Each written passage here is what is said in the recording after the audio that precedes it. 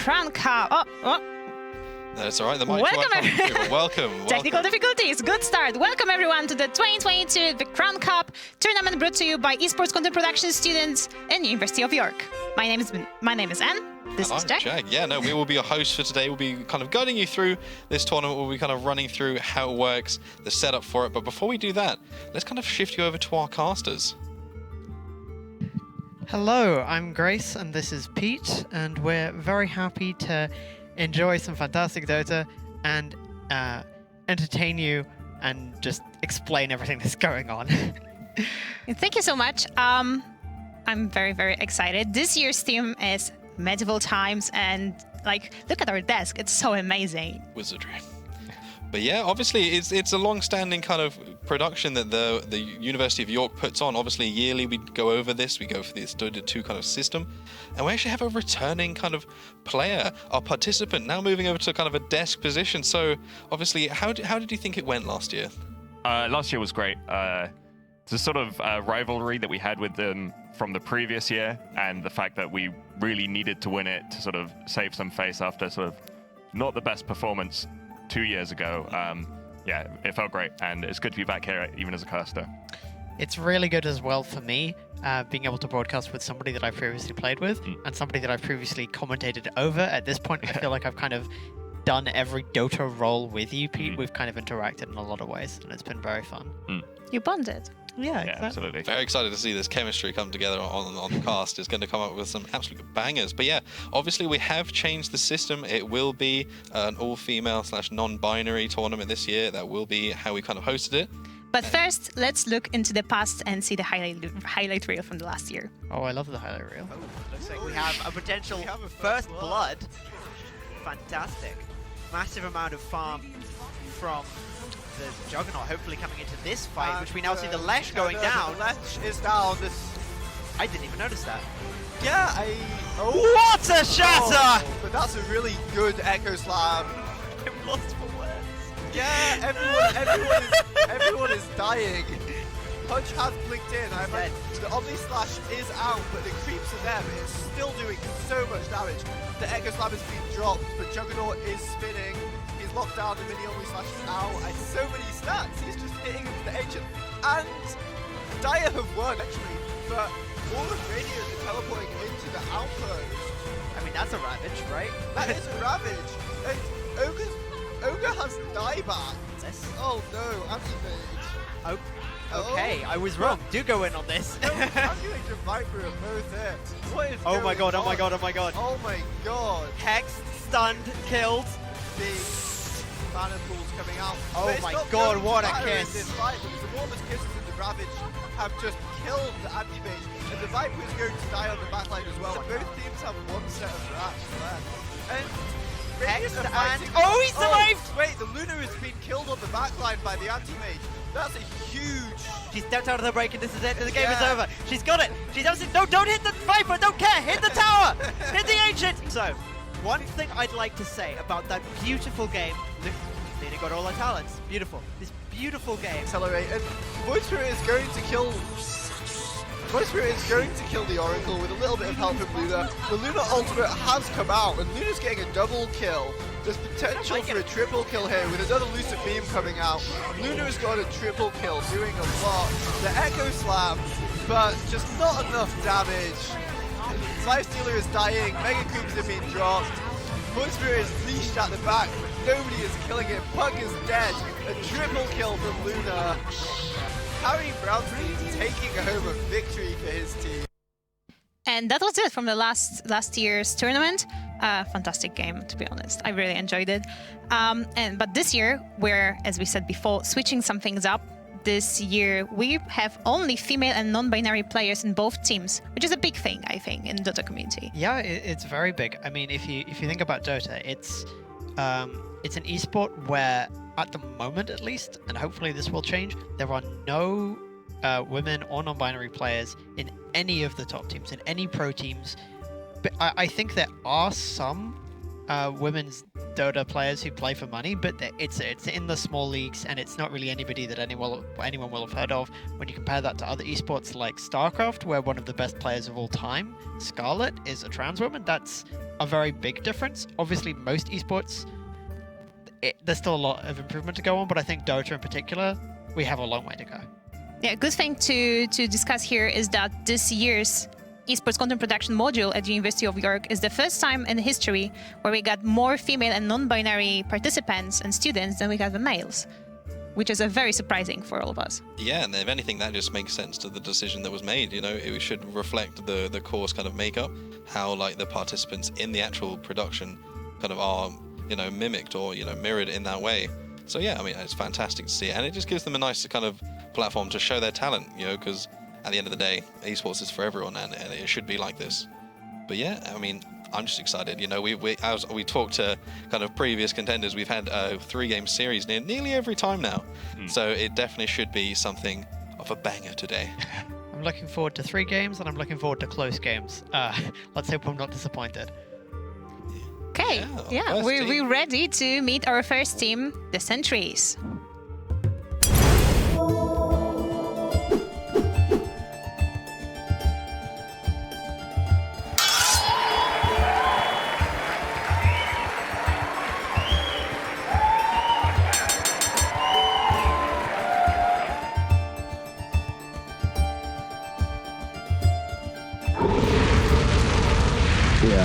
I started playing in, well, let me put it this way. I've been playing Dota since it was natively in a 4:3 aspect ratio.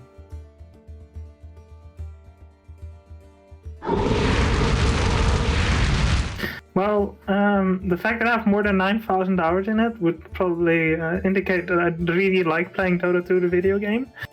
However, I mean, yeah, it's definitely my favorite game. Like, I can turn down the Dota 2 is like, I've been playing it for at this point more than like 7 or 8 years or something like that. So it's like, and it's like basically just part of my life. So it's a bit more than a game at this point. Yeah.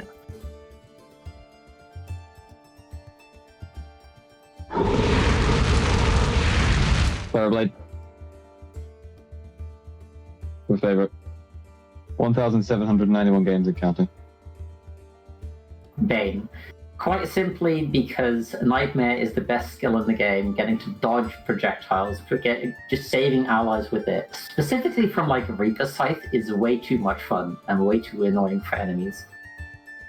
I would say Darkseer, because I like that. That's just I've like in the past year been playing that hero a lot, but I think in general that's kind of hard for me to answer, to like honestly answer that, because I hate spamming heroes, as people call it.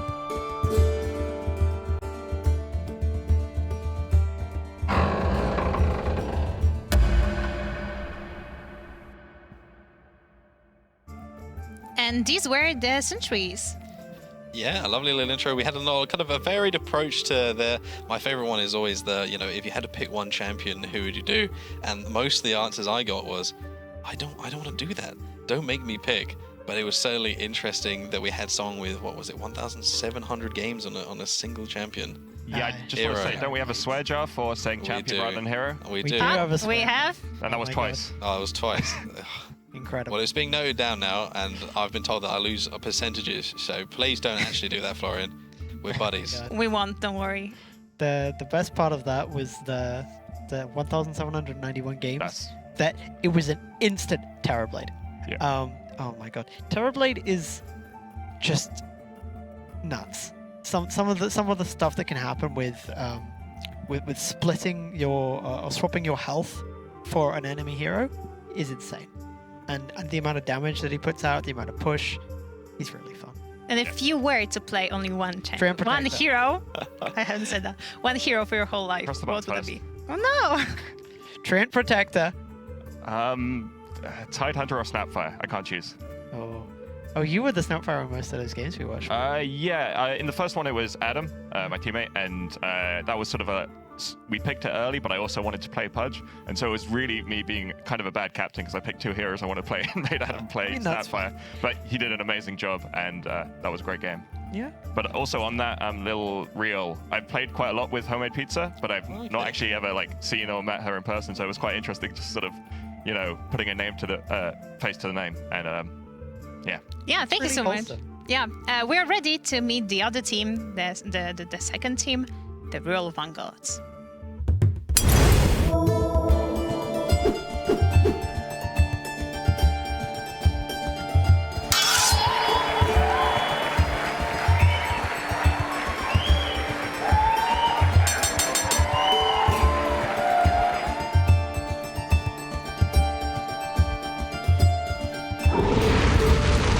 I started playing Dota at 2018, maybe 2017. I don't really remember. And my first game was as a Terrorblade. I don't know how to use the items, how to buy them, so my game kind of sucks. So yeah. Then I quitted Dota for about 5 years, and now I'm here. I was a big TF2 nerd when I was a kid, so that was like the only game I played, pretty much. But I was getting kind of bored of it, and if you don't know competitive TF2, it's split between Highlander, which is 9v9, and Sixes, which is 6v6, hence the name. And Sixes tends to be like the more official format because it's more balanced and it doesn't drag out as long and that sort of thing. But I was terrible at Sixes, and it made me very salty. So I wanted to play a new game that was competitive, and I found Dota. And I was very bad at it, but I just kept going and now I can't really stop. And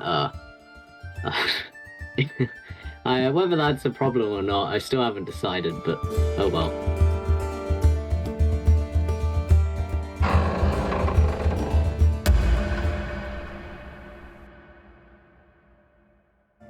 And this was the introduction video from our lovely Royal Vanguards. I am very excited to see how the game is gonna go. Yeah, I mean, I'm a massive fan of TF2. That was also my first game, so to meet a fellow Team Fortress kind of stan here, I'm definitely going to be kind of leaning towards the Vanguards after that. That's fair. That's fair. Well, we might as well go into it now. What first game did you guys get into the game? Jeez, I'm so old. Gaming. No. Like Nukem 3D. Oh, nice. Command and Conquer around those sort of ones. Fantastic start. But yeah, I also was a big fan of TF2, but it wasn't close to my first game. And at least you're a fan. That's the brownie points right there. I've got an older one, I think, maybe.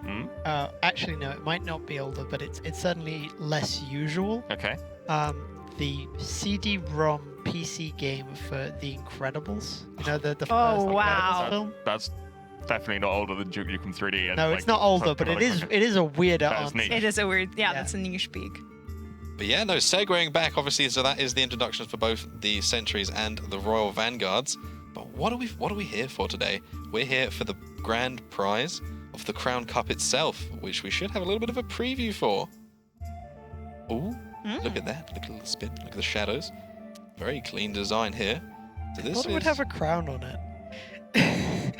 But I love it. I love it's the a little fantastic logo. design, and it has been very well put together by the background staff, the production.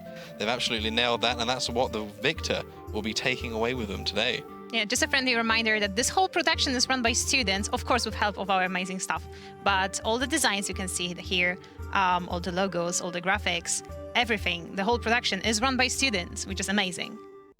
Yeah, it's absolutely fantastic to work with students as well. Oh, thank you. I find it really wholesome and really good and really exciting because you guys are so energetic and you really want to do well, and it's wonderful. Well, it's still, what, 10 a.m.? We've got it. We're full energy. We're full send it. But yeah, obviously, so we've had the introductions. We've had a little kind of a brief, it's more like a basic look into the kind of team, like players. Is there any kind of strategies or picks or bans or anything currently in the meta that you want to see pull out today? Or are we just kind of going in blind and we're just going to adapt to whatever's thrown at us? So we're still on the same patch from TI, and TI was kind of figured out with basically this damage reduction strategy that Tundra were doing every game. So they were buying the Wraith Pact, the Pipe of Insight, and stopping a lot of magical damage. So basically, you know, if one team starts going for that, then, you know, that's kind of the figured out strongest thing to be doing. But obviously there's a lot of execution involved in it as well. So we'll see it, you know, which heroes they like as well. So, you know, there's some amount of a few things, but Wraith Pact is sort of the biggest thing at the moment in Dota that people talk about as really central to how the game's played at the moment. So for people who don't know, it's an item that gives an aura of like lifesteal, more armor, mana regen, but it's got this active ability which puts down a little totem which reduces the damage of all heroes around the totem. And it's just, and all kinds of damage, and it's just, yeah, it's too powerful at the moment. I mean, just from the description, even I'm just like, I'd buy that. Yeah. That sounds fantastic. Damage reduction is generally very strong because there aren't very many sources of it. There are a lot of things in the game that were kind of put in after the fact that were, especially with like magic reduction, like magic damage reduction and magic resistance reduction, were both things that for a long time there weren't really any ways to do that, and there was maybe one or two ways to do that. Yeah, you would buy a veil and not much else. So when they add more things in that, especially if it's a slightly more powerful or slightly variant option of an item that existed previously, it's generally quite a powerful pick. And also, I just want to particularly call out the interaction with Pipe of Insight. So Pipe of Insight gives basically, as I understand it, gives a shield. Well, I know what Pipe of Insight does. That blocks a certain amount of magic damage. Yeah. And I think the damage reduction applies before that. So basically, really powerful interaction. Yeah, I mean, it'd be really good if we could kind of see that, used today in that effective way if you described it.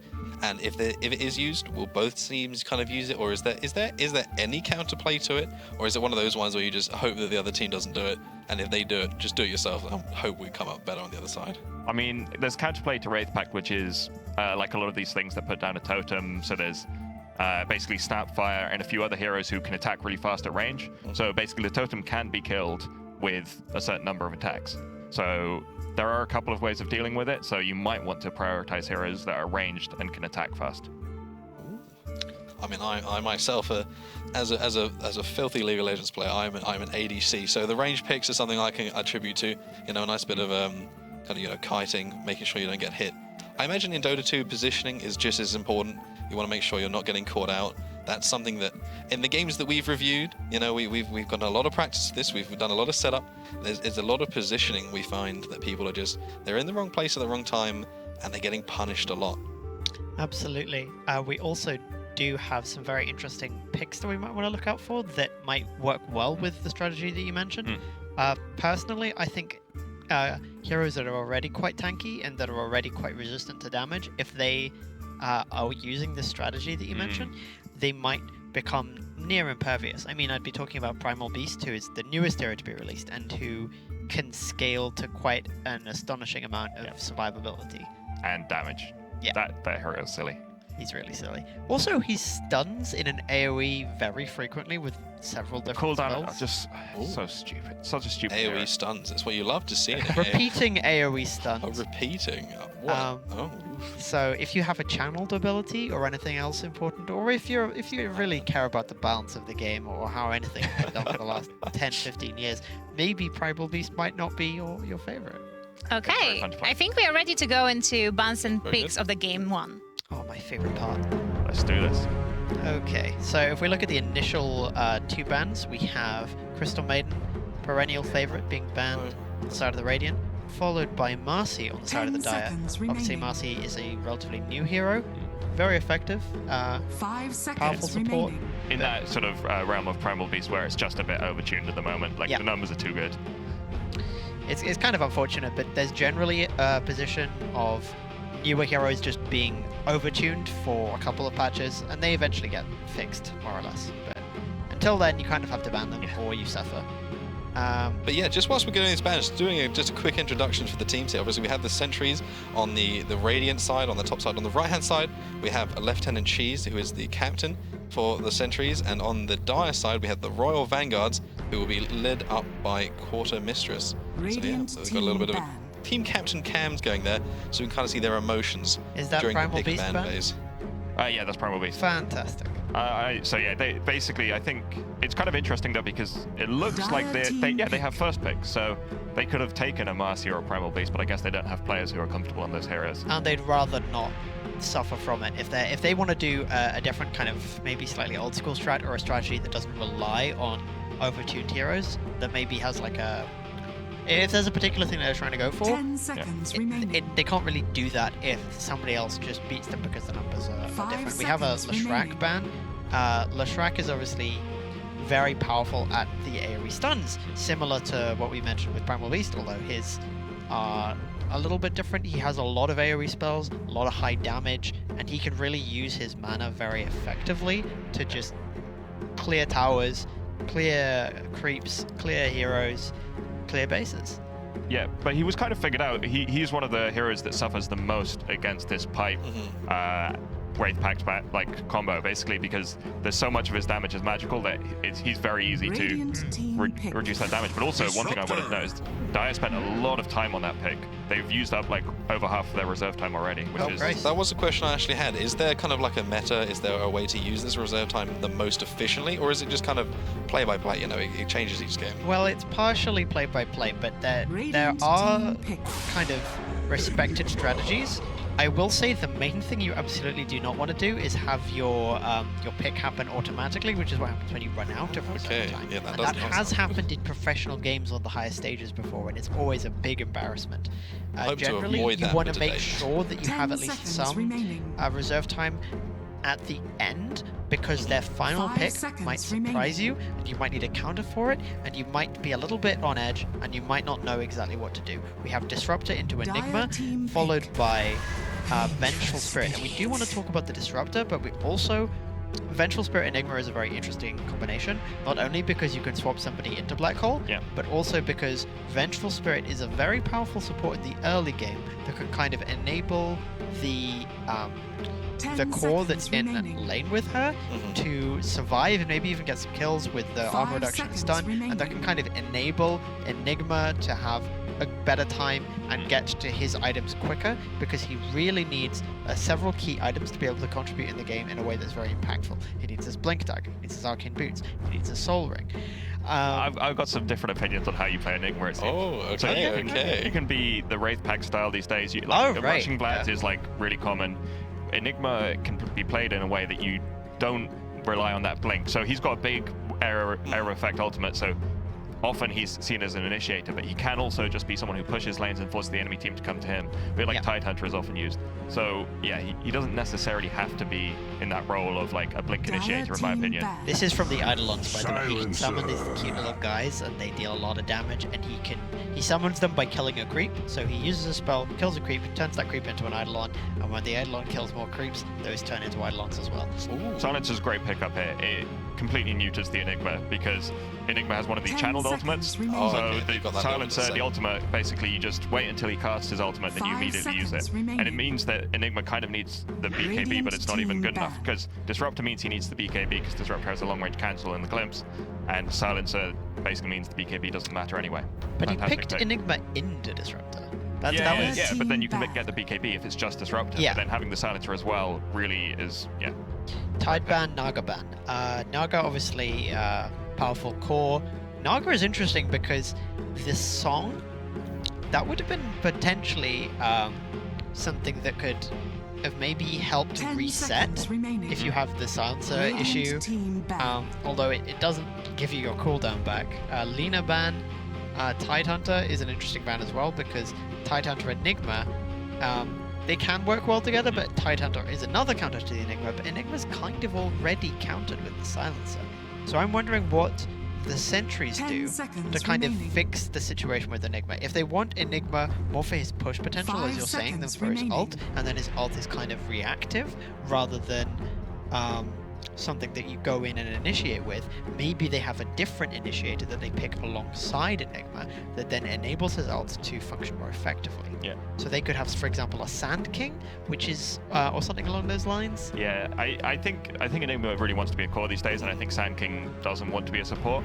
But you know, they might get funky with it. I mean, a lot of this is about comfort at this level of play. Yeah. Like these are good players. Most of these players, I believe, are like higher MMR than me. So not to say anything like that. Yeah, no, of course. But I mean, they're not pros, so like... And they've never played together either as well, so obviously comfort is a huge aspect. You want to make sure, especially game one, they're not going to be expecting anything really from each other, so it's like, whatever works best for the individual will probably work best for the team in this kind of format. They also have not had much time to practice because the teams were formed within the last few days. That's a malicious rumor. This was they've We been, cannot confirm or deny it. we can't we can't attest to that. Okay. But I will say that probably plays into the reserve time thing, because normally you want to have a bit of a plan for your first few picks and not to be too surprised what's coming up. But to take a long time on the first pick, definitely. Again, not to say anything about the players, because they've had not even if it had been done weeks in advance, not a ton of time of preparation time. So you don't. They're not in the best spot in terms of like how much reserve time they have, but they've got much better picks. Like, so we'll see how it goes. I do like both of the lineups. Maybe not much better picks. Maybe that's unfair, but I do think there's like a strong countering element to disrupt. I actually did have a question on that. So there's something classic in games in general when you try so hard to counter, your own team comp kind of lacks. So absolutely, it means we have to make sure that they don't fall into that trap of trying too hard to counter and then losing their own kind of aspects as a team, which would actually lead them to a proper success rather than just having that kind of like one-to-one counter. I think it'll be interesting to see that when the first cores are picked for the Vanguards, because Disruptor Sansa kind of has to be both supports. You can run Sansa as a core, but I think that's pretty old school now. Yeah, I mean, I think basically they should be the two supports, which does leave them a bit lacking on lockdown. So you're right, there are elements of this are kind of weaker, but we'll see how it goes. And you can get cores with stuns, so you can work around it. We do see some other interesting core bands, Slark, Ursa, and Viper, and then we see Hoodwink. Oh, Winky. Very nice. Oh god, Love is that that what you hero. call that? Incredible. Hoodwink is nature's most fearsome squirrel. She is... What a title. She is a squirrel, right? Yeah. Yes. Yeah, she's a squirrel with a crossbow, except the crossbow is magic. She wears a hood, therefore hoodwink. She hoodwinks you.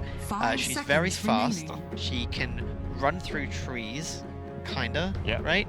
And she can make trees as well sometimes. She has spells that stun you and tie you to a tree, similar to how Wind Ranger. She's a lot like Wind Ranger. She's a lot like Wind Ranger, except with a lot more crit, I guess. Yeah, it's more interesting to be honest in my I have a Tiny. Tiny is excellent. Yeah, it's one of my favorite. If they don't go the Christmas tree skin, I'll be very upset. Tiny is the only hero that I know of whose name is like an intentional lie. What's the word I'm looking for? Where it's oxymoron? Well, not that, but no. It's like a pun almost. It's just a pun. I don't know. Ironic. I'm not sure. There we go. His name is intentionally ironic because it's the largest hero in the game. He starts small, he grows big. We have Tiny Underlord. I like that.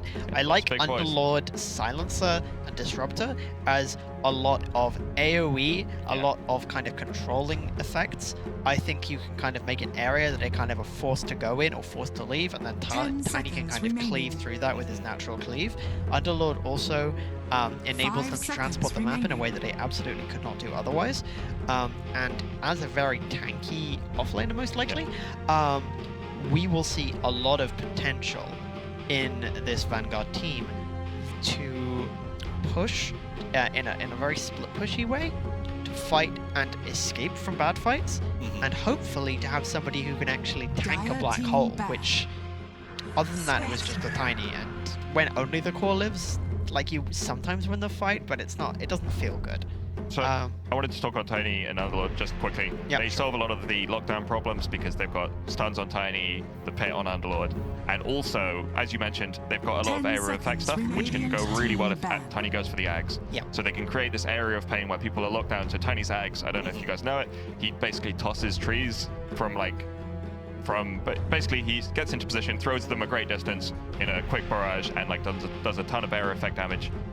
But it's in one place. Yeah. People are locked into that place either by Disruptor, Ring, or Underlord Pit. It's a lot of damage. They're toast. And if Silencer ults, then they can't react to it, not with their spells. We also have Spectre. Spectre is kind of the equivalent of the Underlord in the sense that they both provide this maneuverability for the team, but the difference is the Spectre is only on her. She can be anywhere very, very frequently, and she can use that to react to the going anywhere of the Dire team, but only really to kind of get a kill on somebody isolated, or get a kill on somebody weak, or maybe get a kill on a couple of people, but she can't really kill the entire team on her own unless she's got a significant farm advantage, which is obviously what she's going to be aiming for. She is absolutely the position 1.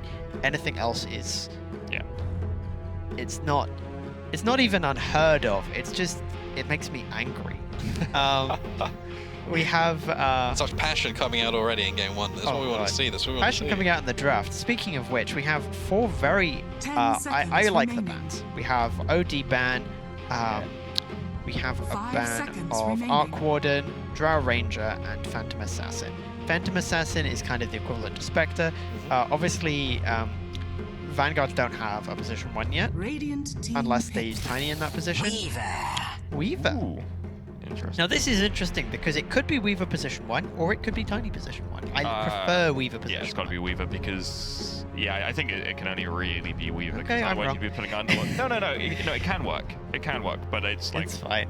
Underlord would have to go mid, which is like quite funky. People do it. But I've seen people do that. Yeah, I don't like it when they do that, but I have seen it. because I don't think Weaver's going mid really ever. But I could be wrong. Yeah. Are we Tiny, experiencing maybe the Tiny going mid? Is that yeah, what we're Tiny thinking? 2. Most likely. Tiny mid, Underlord on the off lane, Weaver in the safe lane, and then the 2 supports. You can kind of put them wherever you personally prefer, whichever one you personally prefer to lane with. But if I were doing it, and I shouldn't be doing it, I like laning the Weaver with somebody that can kind of get an early kill, which would probably be the Disruptor for the Glimpse. We see Tusk as the final pick. I'm a huge fan of Tusk. Yeah. You also see... Look how many pretty cosmetics they have. Oh, they've not got the Christmas cosmetic. Can the people hear me? If you can hear me, team Vanguards, put on the Christmas tree. They can't hear you, and if they can, that means that they may be cheating. So, They cannot. oh god. Silencer doesn't have any cosmetics. Can we talk about that? I It's didn't cosmetic notice it. good going into game already. I don't think they selected who was playing it, so the cosmetics hadn't shown up. So Oh, never mind. Okay. It's supposedly okay. it still might. Get rid of He it. still might still have could be. cosmetics. We'll see. We'll see. But yeah, obviously we got a little bit of time before we get right into the game. So initial thoughts on that kind of pick and ban phase. Do we think it went well? I think it went well. I think. Well, it can't have gone super well for both teams. I mean, I guess it could have. Yeah. No, I think it went well for me. That's what I think. okay. Yeah, no, I nailed that pick and ban. It went fantastic. I think it was fun, but I definitely think there was some interesting counterplay. I think when you initially pick an Enigma into a Disruptor, you're kind of hoping that you don't get like further countered, and then when you do, that's not a great feeling. Yeah. I definitely think that the support duo on the side of Vanguard is quite strong. Which is Vanguard? Was that the bottom team or the top team? Vanguard was is the one bottom with team, the Disruptor. Silencer, yeah. I think I preferred their draft. Spectre's a little bit scary these days because Spectre is a hero that really needs to go into the late game. Yeah. And I just, you need to, like, in these sorts of things, it's easy to make little mistakes and for them to compound.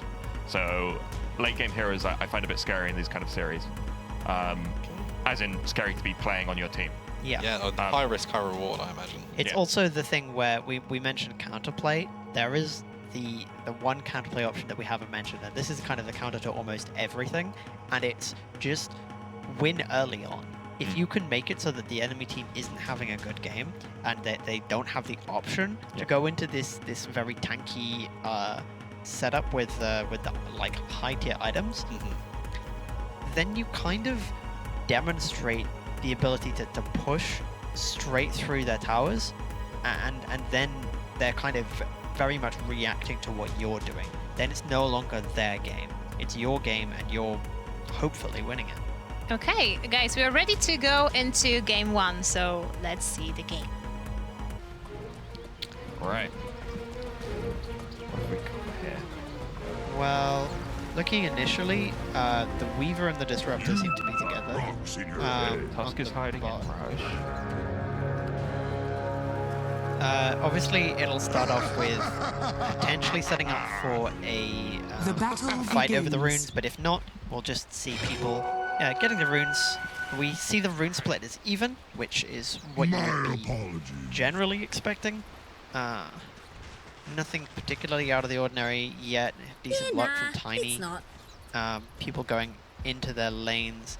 No tri-lanes or anything weird like that. We do see a teleport of Enigma into the top lane. I'm not entirely sure what that was about. Did you see the reason for the teleport? Probably we're just contesting the other lane. Makes the sense. other lane. So, oh, it was basically they wanted to give an advantage to mid, so they used the sacrifice on their own lane, on the mid lane rather than their own lane.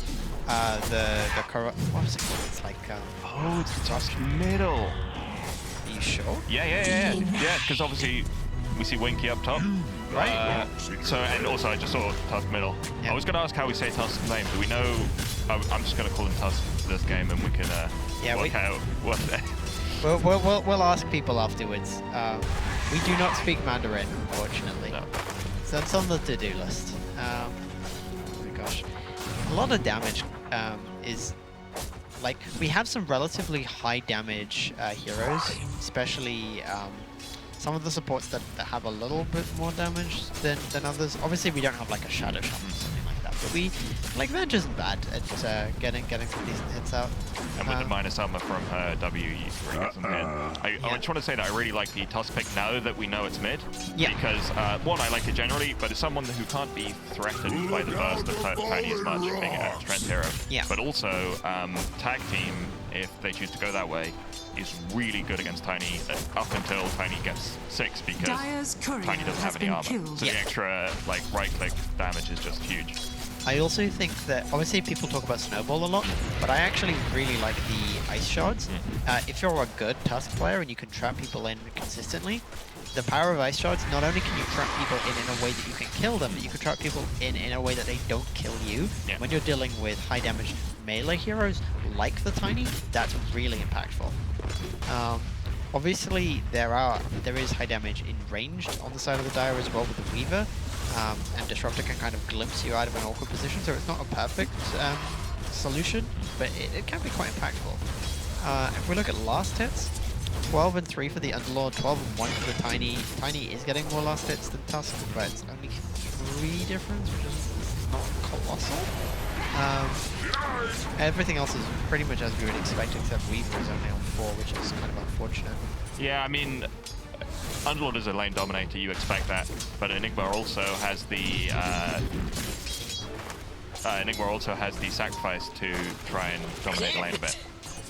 Sorry, we seem to have a slight technical issue. It's Could somebody turn the screen back on?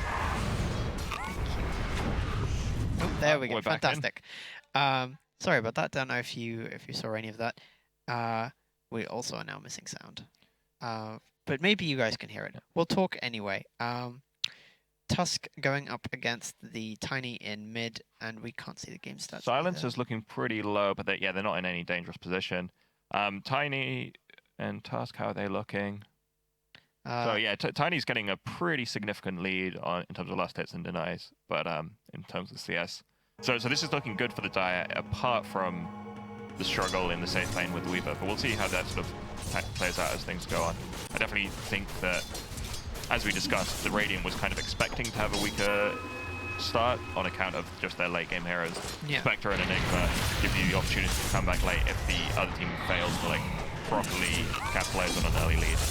Did you want to talk about the new standard bearer creep things? Sure. I mean, they're quite cool. Gives you a sort of something to focus on. I mean, so the standard bearer creeps are every 2 minutes, is it? There's a creep that's just worth a little bit more gold and gives it and shares it amongst the team. So it's kind of interesting for incentivizing the supports to come back to the lane when they might otherwise be, off doing other things. Honestly, I viewed it as yet another support buff, which I really appreciate as a support player, but it really does feel like they kind of realized that one of the things stopping people from getting into Dota early on was that playing as a support used to be incredibly punishing and soul destroying and just awful, and it was something that people really didn't want to do. So therefore, everyone wanted to core, and in like low-level games, you would have 5 cores, and it was awful, because that's not how the game is meant to be played. So they made playing support easier and more rewarding and more fun, and that has helped revitalize the game and made the game kind of play better, I feel. There were a lot of changes that did that. I viewed Standard Bearer as one of those, although I'm sure there are various other reasons why they added it. I don't actually know how denying the Standard Bearers works, whether that gives them the same effect that it would as if they killed them, I or don't believe so. no effect? No, it's just the same as any other today. I believe from having played with it quite a lot now. Oh, But nice. the I'm as we discussed in the sort of pre-game chat, I'm a bit of a boomer. So for me, this sort of back in my day, I paid for my wards and I liked it, and that's actually true. I don't know, I'm a bit of a weirdo. I like gold tackies. I like being a poor support. I don't know. I'm just weird. It's okay. Weird guy. The fun thing about being a rich support is now it's kind of much more acceptable to go for your Ags and your Ags shard, which now exists as well. We have a little conflict going over here, a little mango usage, some back and forth slant fighting. I think it favors the Venge. Oh, and the Tusk is coming. This is nice. Yeah, I was right. It did favor the Venge. Not for the reason I thought, though. Very slow early game for this to actually be the first blood, but first blood 6 minutes in, and we saw it, so that's good.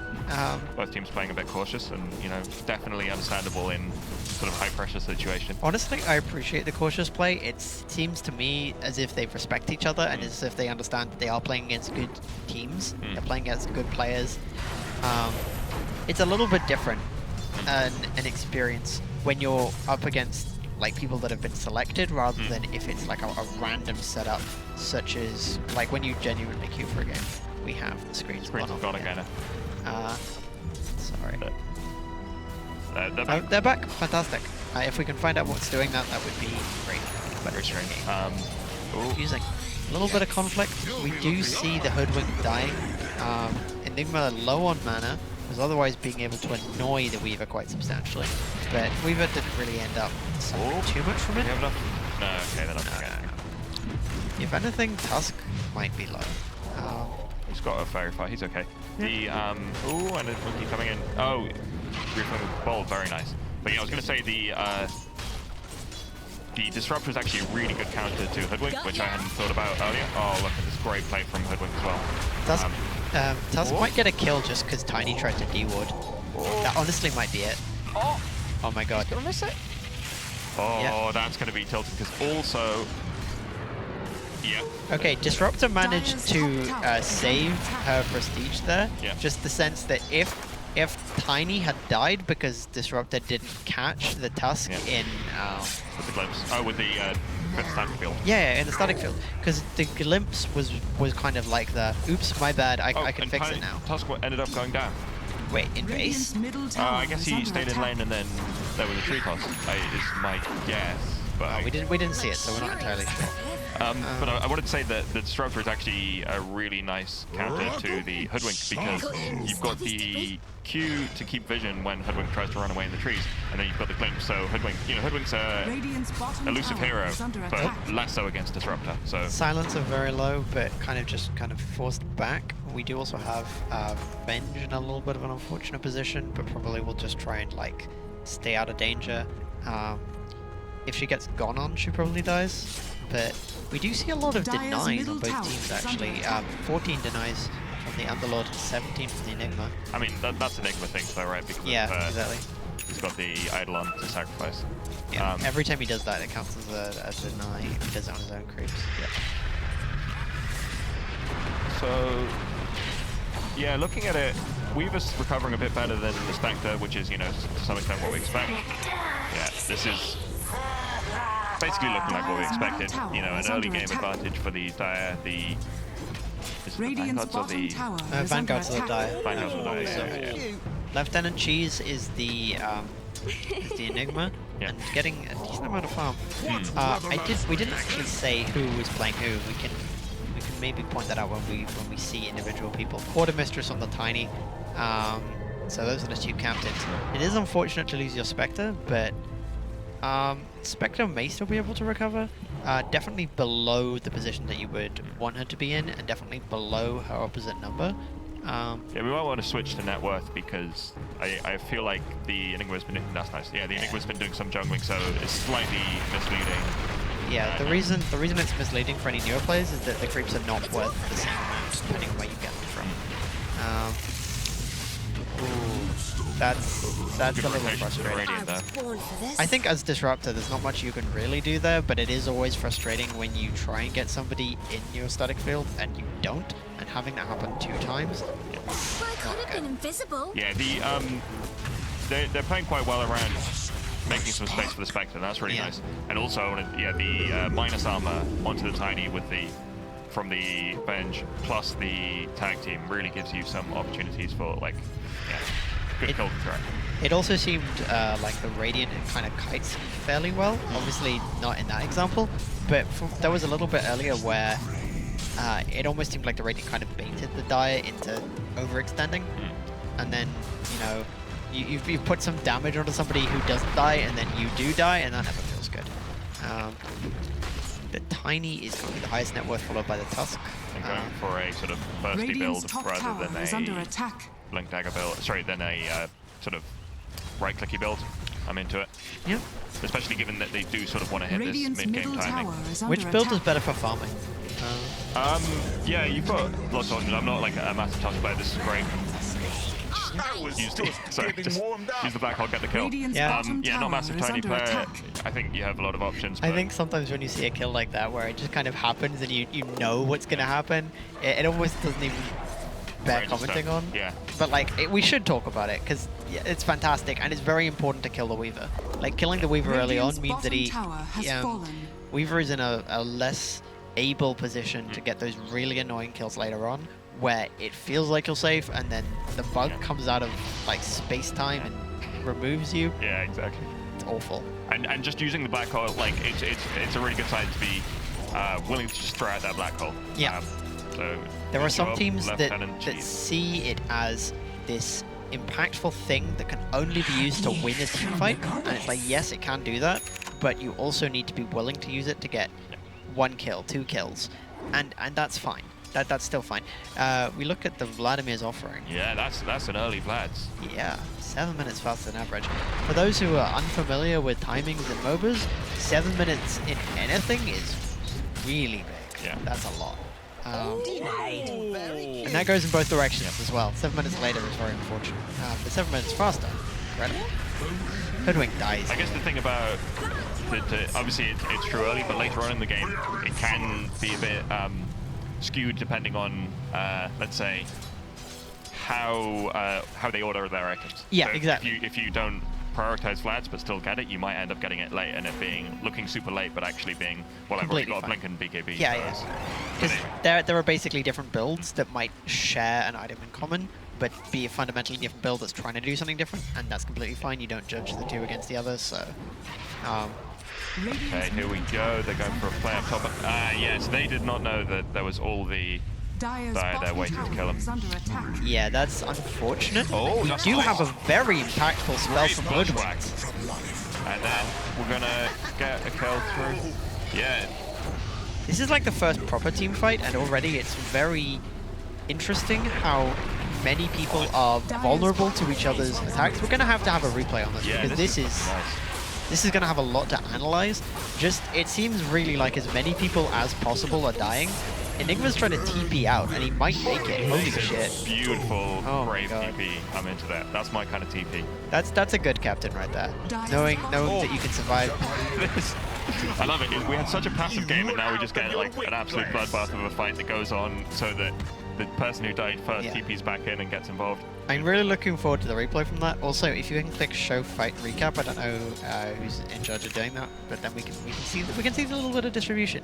If you look at the net worth, we now have the highest being almost tied between Underlord and Tiny, but then obviously Tusk overtakes. Tusk chasing the Weaver, but I don't know if they have enough protection. The Weaver's quite annoying to deal with the little bugs that he puts on you. Revenge is maybe frustrating. But Revenge has ult, right, at this point? I would expect so. It's yeah.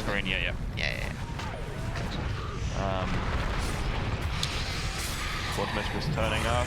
Where did the ult go? Oh, look at that. That's going to be... I didn't see any Venge ult. No, she died instant. And there wasn't really a good ult to be done. It's just looking good though for the Radiant overall, I think. Everybody's dying. It's just, I love it. It's kind of... Best kind of fight. Best kind of fight. But actually this is really good for the Radiant in other ways because Spectre's farming. Wasn't good in that example. That was. I mean, I still overall, I don't hate it. You know, you have 2 die, they had 3, I think, and Dire's top tower Spectre is farming. attack. Yeah. That's the aim for this Radiant team. Spectre is farming. The important thing for Radiant as well is that their damage needs to continue to scale with the health of the enemy. And at the moment it is. Like, they need to be able to quickly and consistently get kills, and the more Tiny grows, the harder that will be. Watch TI replays. Dire's top tower has fallen. Versus Liquid? Not this time. Yeah. No. Yeah, we need to sort that out. Quarter Mistress getting gone on, but then Sound Salt. We didn't talk about the Sound Salt before, but it was very impactful in kind of preventing the early game of the fight from going to where they wanted it to. We do have the double stun from Venge, going back onto 2, kind of preventing the Disruptor from doing any glimpses there, although it might have been out of range anyway. Vengeful Spirit Axe Shot, 9 minutes faster than average. I'm presuming that's where the double stun comes from. Yes, yeah, it's very good. Also note the Wraith packs up for the Enigmas. This is a pretty powerful time for the Radiant. So I think the Enigma's having a much... Well, yeah, I don't know. It'd be good to see the network again because people are less likely to buy back right now. I hope they don't buy back. Yeah, that would be questionable. But I want to see... Because, just sort of what the Underlord is heading into. Because Radiant's middle tower if they're getting the Wraith pack as well, or what's going to happen there? Would you say then that the Wraith pack that they've gotten on the side of the Radiant is part of that exact same Wraith pack build you were mentioning? Yeah, I mean they've got quite good mixed damage on the Dire, so they're not completely neutered by Pike, but it still seems pretty good. They've got enough magic damage that I would, fully support that build. But on someone like Enigma, it's slightly less good than it is on someone like Tide, because Tide you can just be like so tanky in other ways that like you can always be in the front, whereas Enigma, you kind of want a BKB, you kind of want a couple of other things before you, and you want a blink in some ways. So yeah, it's definitely different kinds of heroes will want it to different extents. I noticed, by the way, that Weaver had a couple of neutral items in the backpack, which seems like a quite good thing considering Trusty Shovel. So you keep the Trusty Shovel, you use it off cooldown, and then swap it in for something else when you need it. Yeah, I mean, I like. Yeah, I definitely do that once the tier 2s come out. It's just an efficiency thing. Yeah, absolutely. But we're seeing here that the Tiny is making really good use of the map. So, we're seeing Tiny on level 14. That's probably quite a bit higher than anyone else in the game. And Tusk's going down here, maybe. Oh, he didn't quite wasn't in range for the top. There we go. I think also Tiny making good use of like tankiness and health. Like, Tiny's health is low enough that it kind of seems like they can maybe kill the Tiny sometimes, but then when they put that damage into Tiny, that's damage they're not putting into somebody else. So it is good use of health. And then the regen rune. Yeah, stick and regen means that, Quarter Mistress is going to be straight back in this. Echo Saber means this mid tower should go down pretty quickly unless they commit like a black hole. But yeah, how do you feel about Atos? Radiant's middle tower is under attack. Atos is a fine item, and getting into Gleipnir is a really strong thing. Yeah, so we are seeing Enigma going straight for that pipe. They've got a plan this game. But the Atos, yeah, I'm into that item. It's powerful. It's not obvious precisely what it's going to be useful against. Like, there's no one who's like on the other team where I'm like, the Atos really hugely stops them. But it's just a good item generally. Yeah. It's good with the pit as well, of course, as you can see here. Putting the little ward down would have been more helpful if it wasn't 5v1. Yeah. But we still saw a little bit of use from it. Talking about the lanes and the towers, we do see the mid tower obviously going down inside of the Radiant. And then some very impactful kills. Tiny. Tiny's getting quite powerful. And Tiny's, too big, they can't really go on him. Still killable at this point in the game though, like not completely unkillable, which sometimes, I mean, it's hard. Don't get me wrong, it's hard, but it can happen. Yeah. Like, Tiny is basically leveraging the fact that they can technically kill him with the fact that it's really hard and trying to force them to give it a go. Yeah. Also, we've got a DD on this. Yeah. I can see Quarter Mistress going to make a big play now. She's got the DD, she's got the Echo Saber, like, and she's got the burst. Anyone's gonna melt. Quick Echo Saber, quick blink, DD rune, and a lot of levels. Ooh, are they grouping up for a smoke? Couple thousand gold over your opponents. Radiant might have seen that. They've got a ward further back in the jungle. I think they saw it. Yeah, looking at the movement on the mini-map, they've also smoked, so it could be. Okay, no, they didn't. I don't think they saw it because they're going straight into the jungle. Unless... Oh, they just want to pick off the Weaver. That's nice. Yeah, actually, no, that's a super nice play. Yeah, if they get it. They probably saw it then. Or they're fortunate if they can get the Weaver. That would be very good. Oh, Weaver makes it out with the Shikuchi. And then they go in with the Tiny. Oh, Christ. Slightly brave from the Tiny, but he's got his team. Sorry, she's got the team to follow up. Oh, God. We have 2 deaths already on the side of the Radiant. Not ideal. Tusk and Venge going down.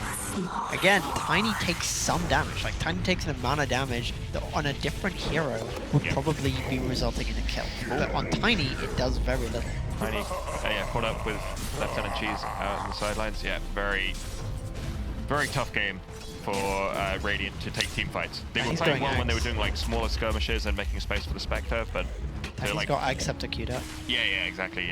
I mean, it makes complete sense. Like I said in the sort of draft, they've got a lot of ways to just create a little ring of pain and really punish the other team with it. I think Dire's draft is sensible, as you said. That it makes sense. Heal hard. Levels.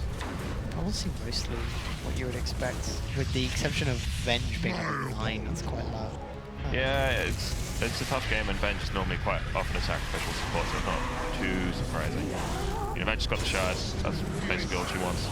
Oh, you see, there it comes in. The Silence are just doing their job. Yeah. I mean, Underlord dies here. Underlord dies, but yeah, maybe in the end it was still worth it. Sansa does as well. Fish punch.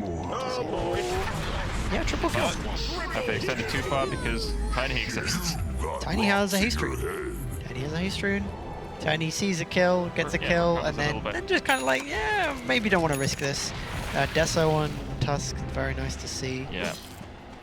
That is scary for Silencer and Disruptor, who are not the tankiest heroes. Spectral Dagger build on the Spectre, by the way. Both of the early talents were Spectral Dagger talents. Okay. I'm not like a Spectre specialist, so I'm not sure what the talents are, but Weaver going for the little Hurricane Pike build, most likely, I think. Yeah, it looks like they're queuing up a Lincoln's. Hurricane Pike. It's like an eventual thing, because they have the Dragonlance now. Yeah. I think Hurricane Pike is good against the Tusk's shards, but beyond that, it's not doing a ton this game. So I don't. I like when you use the effect of like Hurricane Piking an enemy hero, and then you're like increased attack. Did they still have the increased attack speed bonus? Oh, I'm not sure about attack speed, but certainly you've got range. But only for like 3 or 5 hits, I'm not sure. That's definitely a sort of leak in my game. I definitely buy Hurricane Pike a lot and don't use it. Yeah. Oh, if they get this spec, that's a huge pickoff. They did. Very nice. I just know it from playing TA, which I need to practice because my last TA game was disappointing. Yeah, TA is one of those heroes where you only need those 3 hits and they should be down, so it makes sense. Especially, it works with meld as well. Yeah. Oh, okay, yeah. As in, you meld Hurricane Pike and then like unleash, and they take like 1800 damage in hit. It's pretty juicy. Yeah. Underlord has mech, which is good, and has a lot of stuff queued up, honestly. Going Vlads makes sense. Did you say that Underlord would be going the same item as the Enigma? It's slightly different. You might go Gleipnir eventually because he's already got the rod. Dire's middle tower is under she's got the rod, and then the pipe certainly. It's a bit less exciting against the other team. They're a lot more physical. So Wraith Pack can still be good because that's both, but the amount of magical damage on Radiant is pretty low. So you'd be more interested in maybe a Crimson Guard if you were feeling spicy. Yeah. So pizza should be going down here. Oh, Well, you can see how much tankier it makes you, but at this level of damage, it's really not enough. Tusk gets the denied to the neutral creep though, so that's Oh, I didn't even notice that! that's a long death timer, but it's, you know, it's, yeah, preventing the, at least gold. Yeah. Probably not the XP, I'm not sure exactly how that works, to be honest. Yeah, I should probably remember how that works, I don't remember. So, Silencer maybe sniffing out that Enigma hasn't got a TP, or at least hasn't TP'd. Oh, are they going to get... They didn't see it? Love Did that not see it? TP. Beautiful. Dire's middle tower I think Heal under Me attack. is Bella's favorite emote. Yeah. Radiant's Yeah, top we're seeing tower very little is under voice attack. lines in this game. I don't know if there's if they're switched off or whether we've just got very respectful players. Dire's middle tower We'll see is under about attack. that. Quarter Mistress has gotten over 3,000 health now. 25 minutes into the game. Yeah, it's going to be a tough one to kill. Tough nut to crack. Uh, How are we looking on the Ags for Quarter Mistress? Nice timing. I think she has it, right? Oh, I haven't seen it being used, but maybe that's just me. Sans is getting the shard, which makes sense. Does it? It's quite a so the shard is basically the glaive's bounce. Yeah. And Okay, when I you said know, when I that's said a it makes plot. sense, maybe I meant it's cool. It's cool, yeah. That's yeah. maybe what I meant. And look, like I said, the players are better than me, so you know maybe they're having fun and styling, or also very possibly there's something that I don't know. See, there's a 4,000 gold lead, 26 minutes. It can... Okay, 3,000 gold lead now. It can get... It's still at the point where there could be a comeback or there could be a kind of return, or there could alternatively be... That group tough is getting much worse. Tiny only knew if they had a ward there. Yeah, there's definitely gaps in the vision, but there are also a decent amount of vision in the Radiant jungle for the side of the Dire. But like, on the contrast, in their own jungle, Radiant know nothing. Yeah. So they really don't feel safe there, which is why they've all gone up to the top side of the map and into their own kind of top jungle, and then Enigma even pushing into, Lieutenant Chief's pushing into kind of take the creeps in an area that is a lot closer to the Dire Tower, so you would kind of expect them to feel less safe, but Dire's they know bottom that they tower is have to under know that attack. jungle is watered, based on how things have gone earlier. Hopefully, Spectre can actually get some farm without dying. Yeah, Spectre's been relatively untouched. Has Spectre No, died? no. Spectre's died like 2 or 3 times. That's not too bad. Yeah, Spectre's died 2 times. Spectre's 0-2 and 5, which it's not great, but like not as bad as I made it sound. You're Yeah, right. I think that's, you know. Spectre's the most farmed on the Radiant, but still substantially less farmed than either Radiant's middle tower is than under the attack. Tiny, and a little bit less farmed than the Weaver. Yeah, no, they definitely have a serious advantage on the Dire team. But as we've discussed at multiple points, they always had to. And it's a case of closing out that advantage. Silence are going for the specialist array as well as that, so it really wants to hit lots of people with the glaives, which is very understandable. You want to be smart. I think if Dire wasn't having an advantage, it would suck. Interesting swap. I think it was optimistic to think that you could save the Tusk.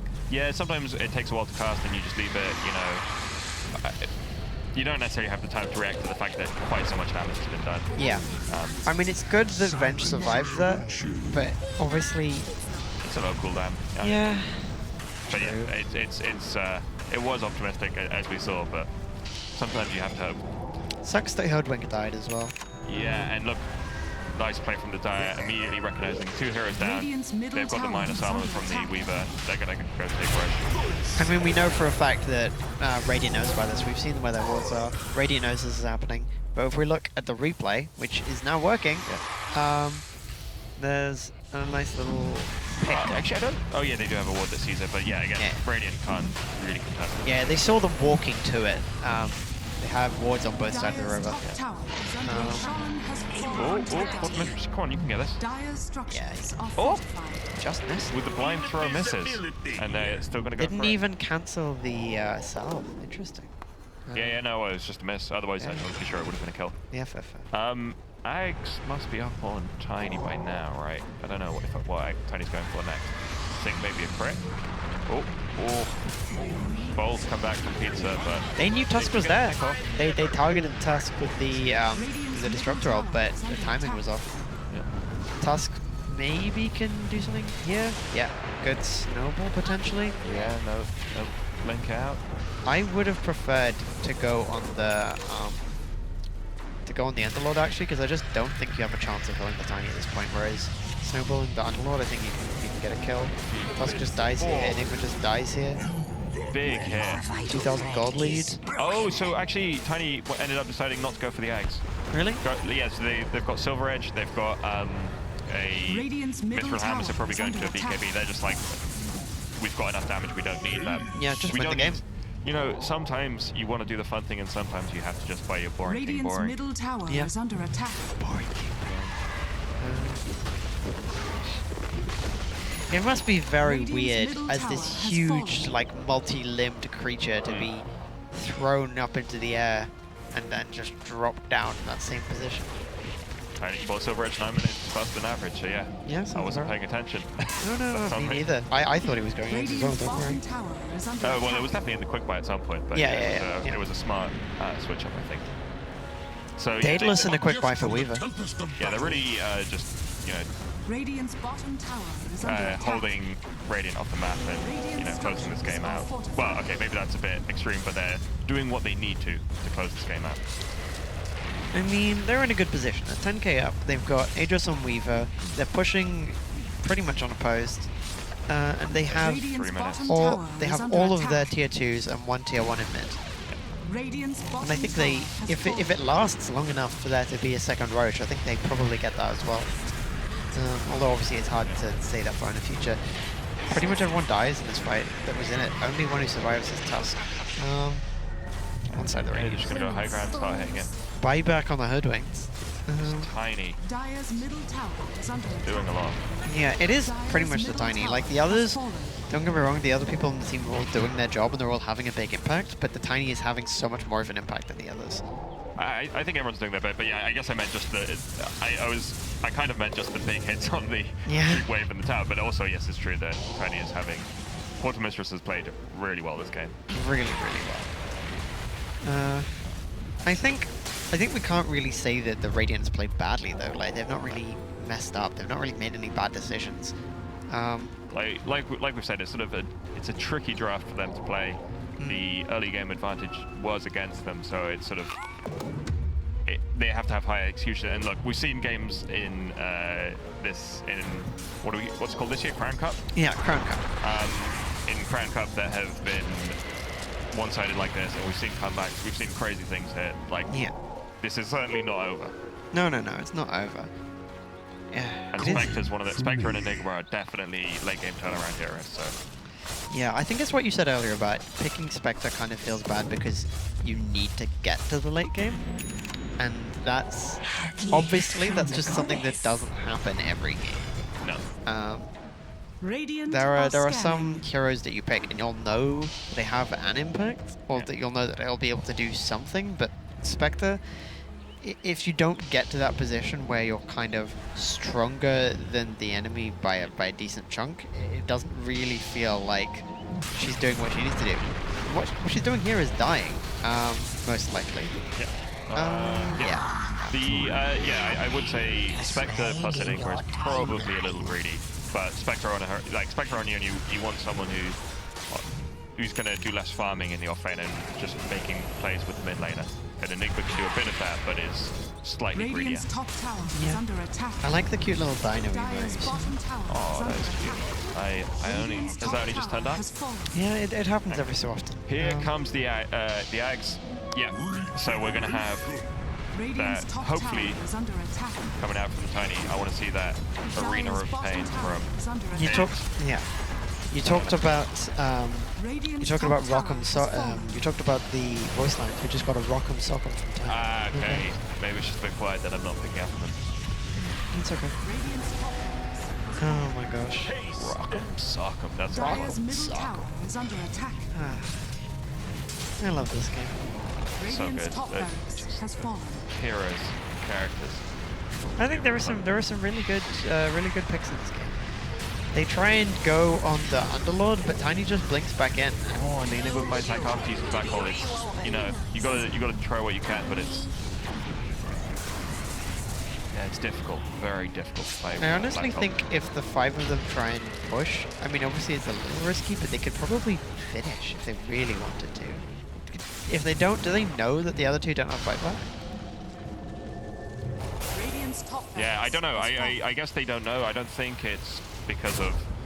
Yeah, it shouldn't be certain for them anyway. I mean, the replay just kind of demonstrates the amount of power and damage that the Tiny has. Yeah, plus we shouldn't underplay the other aspects of it. So, you know, Weaver's pumping a lot of damage in and minus armor. Yeah. And Underlord always has damage with the if they're held in place. The damage from the Firestorm is very strong. So.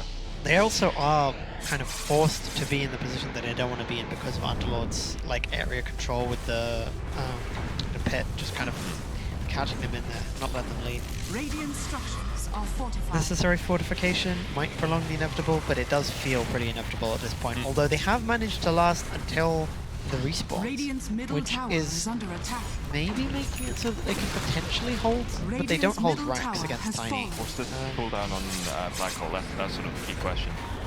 Like, you're going to need a fantastic Black Hole play. I think they can maybe do it without the Black Hole, but it'll be tricky. I mean, taking Underlord is nice. Step 1. They're going to get this. Oh, your Lincolns. It's a good pickup.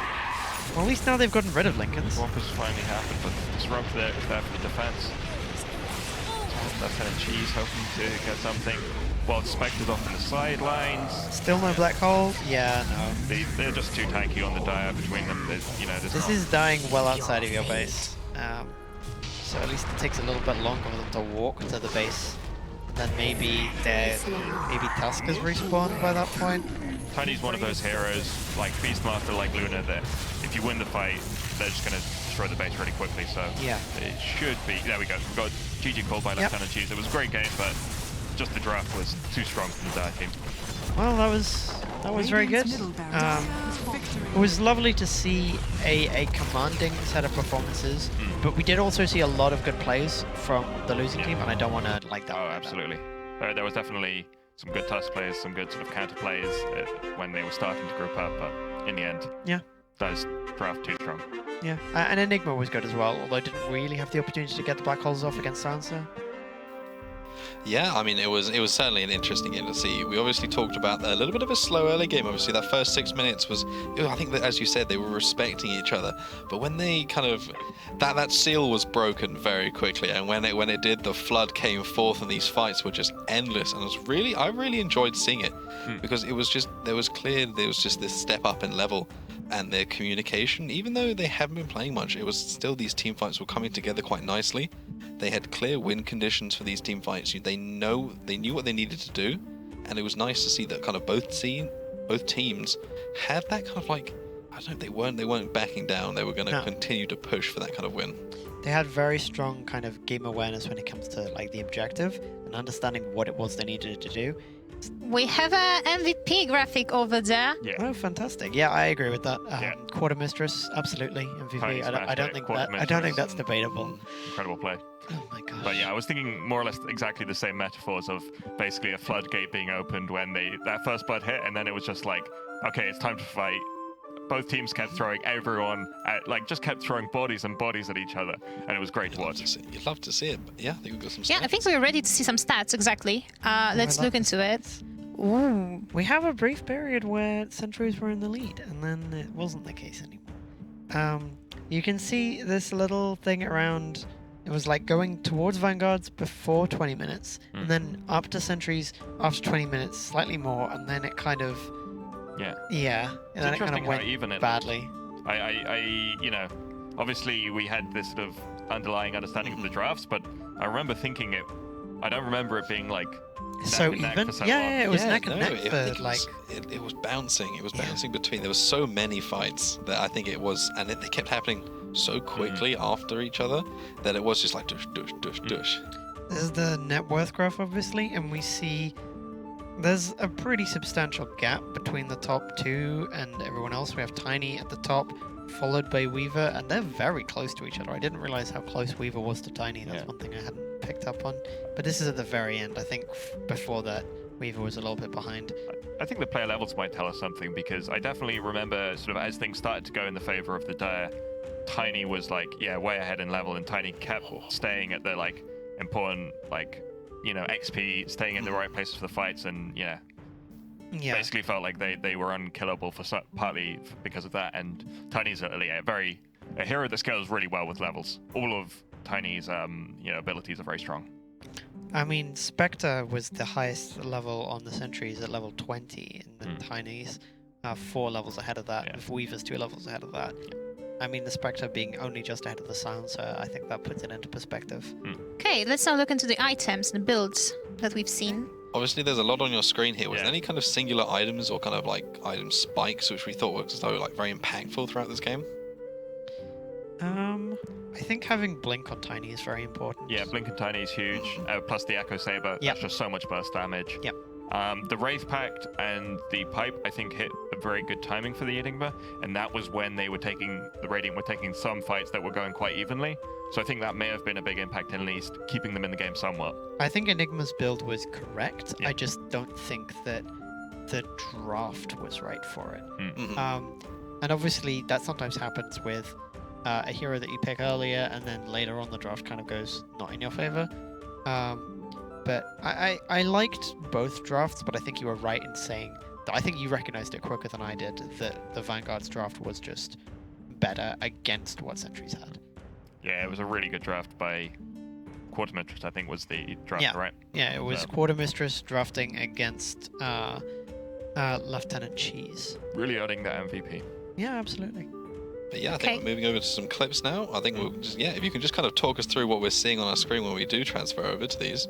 There'll probably be some kind of key points within the game that we'll be going over in a second. I think they're just being prepped in the background for now, but yeah, nonetheless, I'm excited for these clips. They should be. I'm very happy to kind of talk through. We might see some of the key moments potentially earlier on in the game. There were some fights there was one fight in particular that was very scrappy, very drawn out, very back and forth, and it seemed like everyone was always on the cusp of dying, and then kind of everybody died, but I think there was maybe 1 or 2 people that managed to like. Okay, so first clip we're gonna look into is actually the first team fight of the game. So let's look into it. Yeah, this is the one. This is the one we were talking about. Tusk dies early. It carries on for so long, but there was a good sort of play from the Radiant to just sort of throw everyone at it, and this is what I was talking about, where everyone, it may look like they're losing, but then they sort of bring some people back in. Oh, it's just a great fight. I think Hoodwinked is really important here, because not only does that enable a kill with Venge getting the stun after Hoodwinked, but Hoodwinked stun kind of positions the enemy into a way where they're kind of forced to be near enough to be attacked, so then they might as well go forward. And that's what they do. That ended up being a mistake because it results in more deaths and not really anything for the Dire. Look, 3-person bushwhack is very juicy. It's good play. It's incredible. Okay, we have another clip ready. Let's look into that.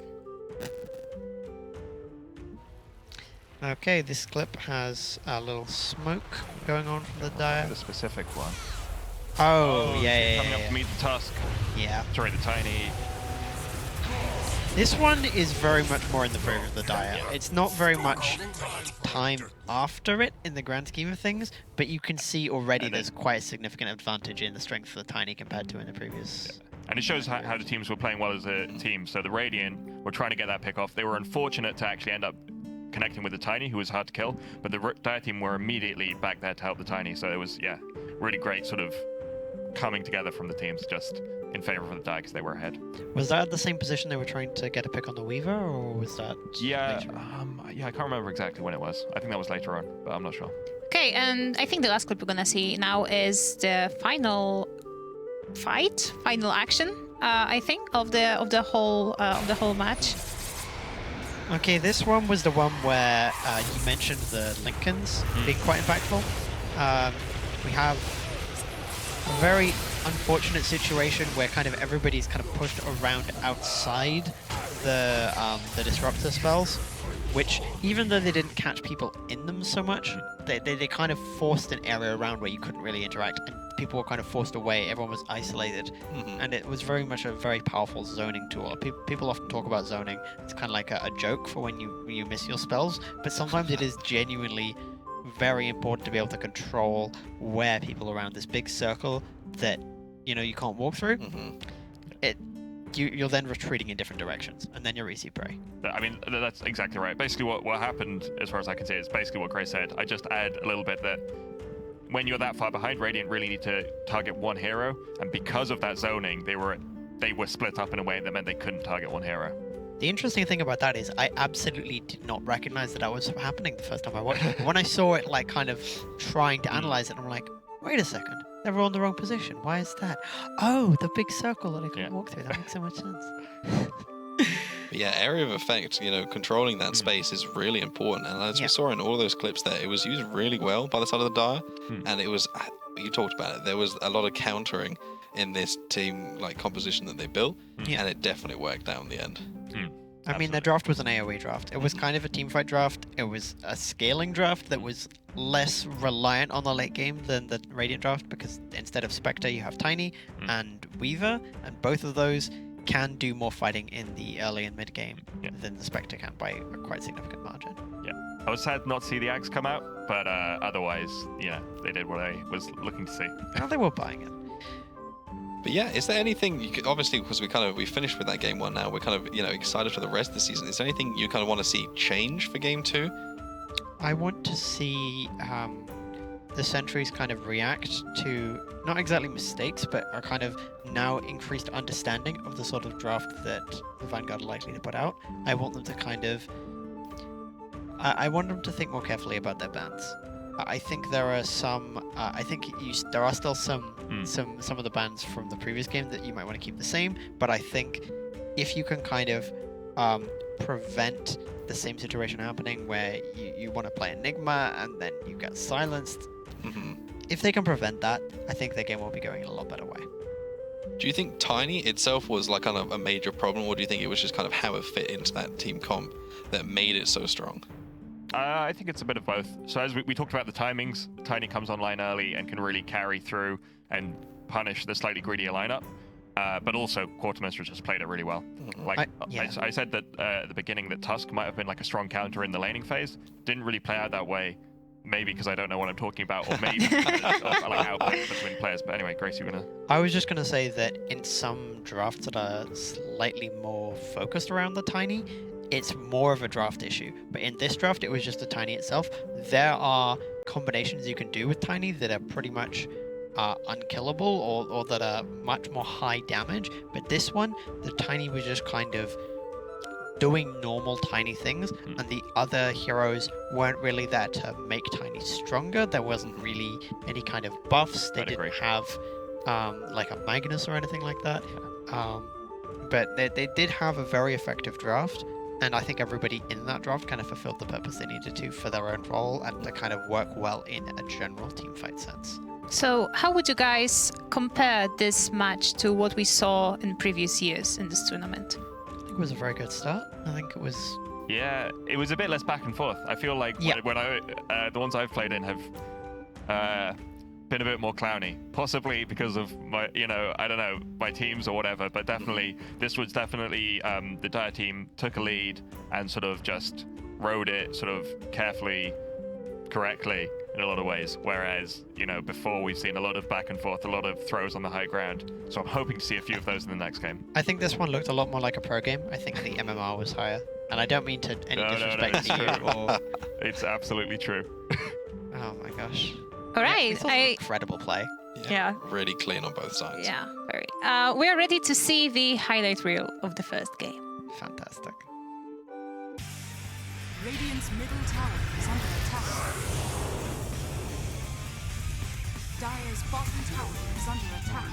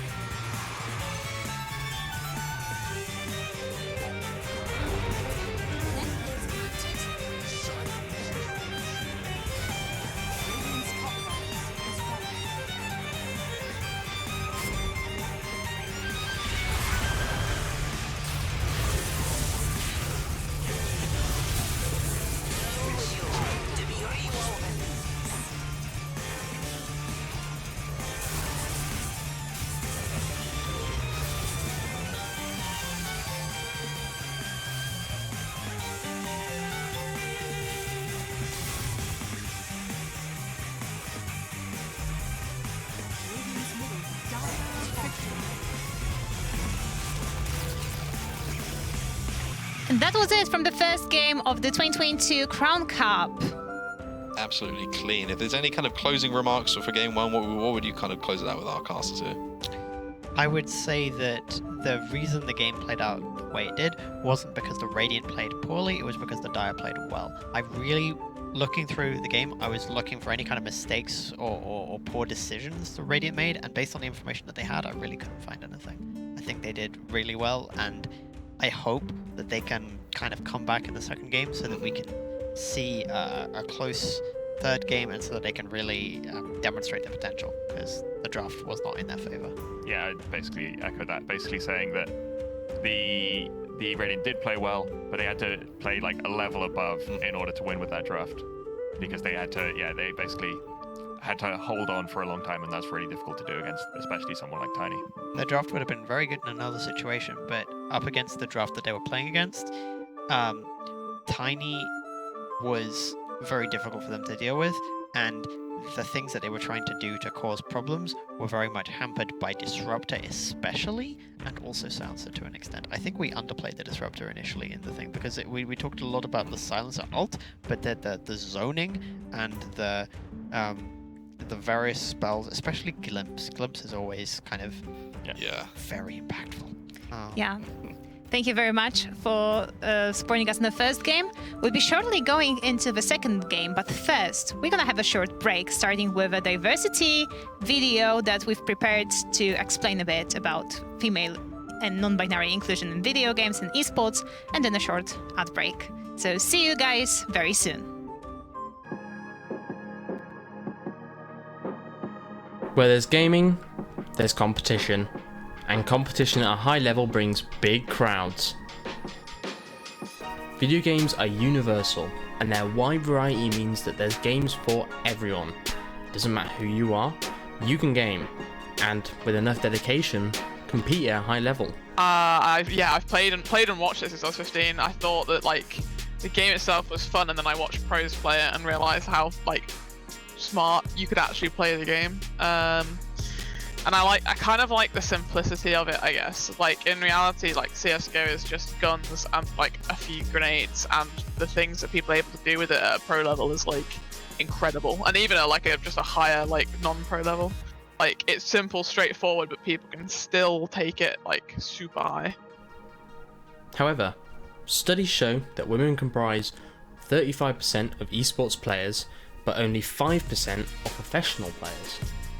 So why so many men? Traditional sports and esports link masculinity, athleticism and competition together in very similar ways, wherein assumptions of areas in which women fall short, skill, ambition, desire and capability, are presented as physical or mental discrepancies between genders. I've noticed that, at least with university esports and probably esports as a whole, it's not the nicest environment to be in.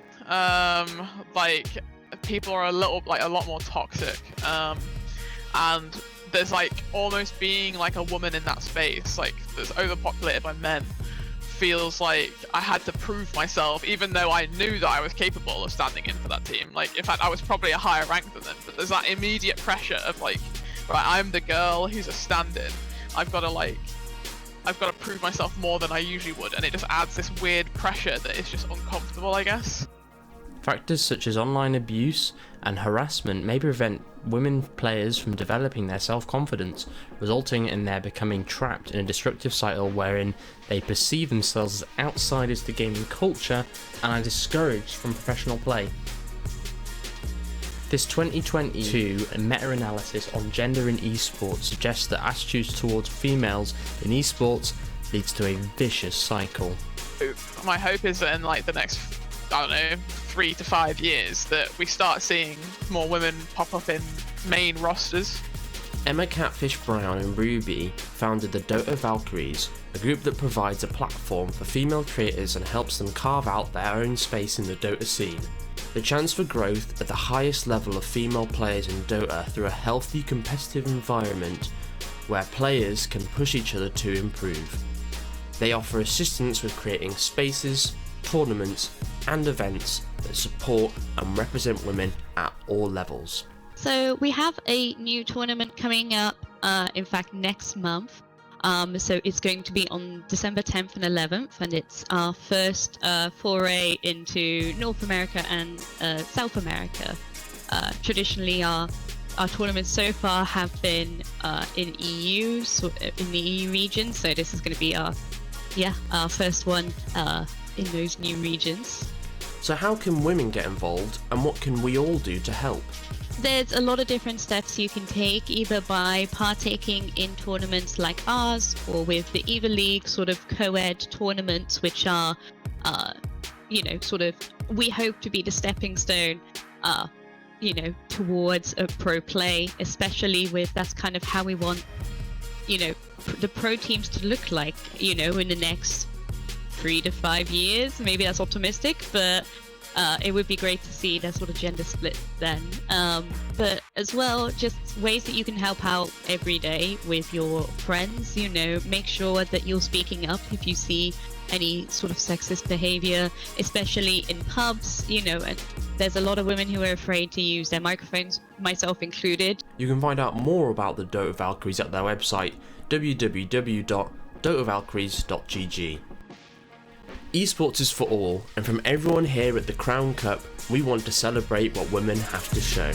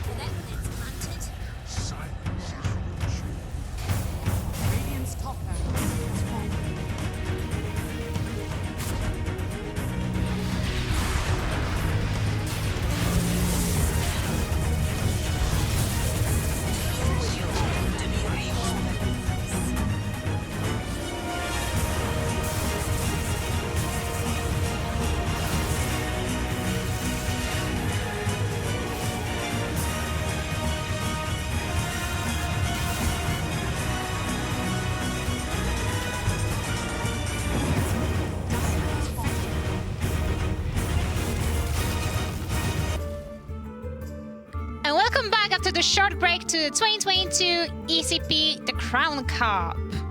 My name's NM, this is Jack, and we're your hosts today. We're joined by our amazing casters, our talents, Grace and Pete. Hello. It's me. Oh, fantastic. Welcome back to our studio. We had quite a long break, of almost 20 minutes break now. So we're now full of energy, full of energy. Yeah. I think regardless, we're just gonna build on the energy. You know, some people they start a production, it goes down. We go up, and that's what we're expecting for game 2 as well. We're gonna see a lot more fights. We're gonna double up. We're gonna try hit 100 kills. That's the goal right now. I just want it to be non-stop the entire time. If anyone's not fighting at any time, you're hitting creeps, you're doing the jungle, waste man. Just restart the game, you know. But yeah, in all seriousness though, this first game, we talked about it before, it was a very quiet early game. It hit that 6-minute mark, you know. That's when we got our first blood and the seal was broken. The teams, they've put their gloves on, they were waiting, they were just kind of like, you know, we're just sparring a little bit, and they were just like for like the next 30 minutes to see before the first blood. I think they were testing to see how dangerous an opponent their opponent was, and once they kind of realized, yeah, we're equivalent, we're kind of evenly matched, and it's like, oh well, I kind of want to see what I can do. Yeah, the team's average I think the team's average is actually up to half a point or something like that in MMR. So we have some players that have a bit like bigger MMR and some that are lower, but they're matched in the teams that are equal. The teams are very balanced, very evenly matched. The initial setup was, I think, as you said, exactly 0.5 MMR points separate as the overall average between the two teams. Which I've never seen before. What happens if we reach the stretch goal of 100 kills? Does anything special happen? Yes, Jack's gonna make a special dance with his foam sword. Yeah, there's a foam sword over there. You guys can't see it. It is a foam sword because we're not allowed to bring real swords to university. It'll be bought out if you know, the hype is built up enough. So yes. Yeah. But I'll be over the moon. You'll make a very happy host if you hit 100 kills. That's the true reward. The true reward is making Jack happy. And the friends we've made along the way. All right, guys, we are ready to go into draft of the game 2. Oh, I love the draft. Okay, 2 initially similar bans. We see Marcy, which was the second ban, and then we see Lashrak, which was the third ban, I believe. Now the Vanguards are gonna play on the Radiant side, so we have a side switch. The other thing to note is that we do have a different person captaining, and no, they're the same people. No. If you look, sentries, the little thing it says ever changing is instead of Lieutenant Chief. Oh, so ever changing is doing the draft, but still. Yeah, it's showing. The captain on the right-hand side is Lieutenant Cheese, so the captain cams will be showing their emotions throughout. We're actually seeing Quarter Mistress a bit more leaned into this one. I think in Game 1 they were quite leaned back, you know, kind of relaxed, but with this, they've taken that Game 1 win, they got that MVP, and now they're like, you know what?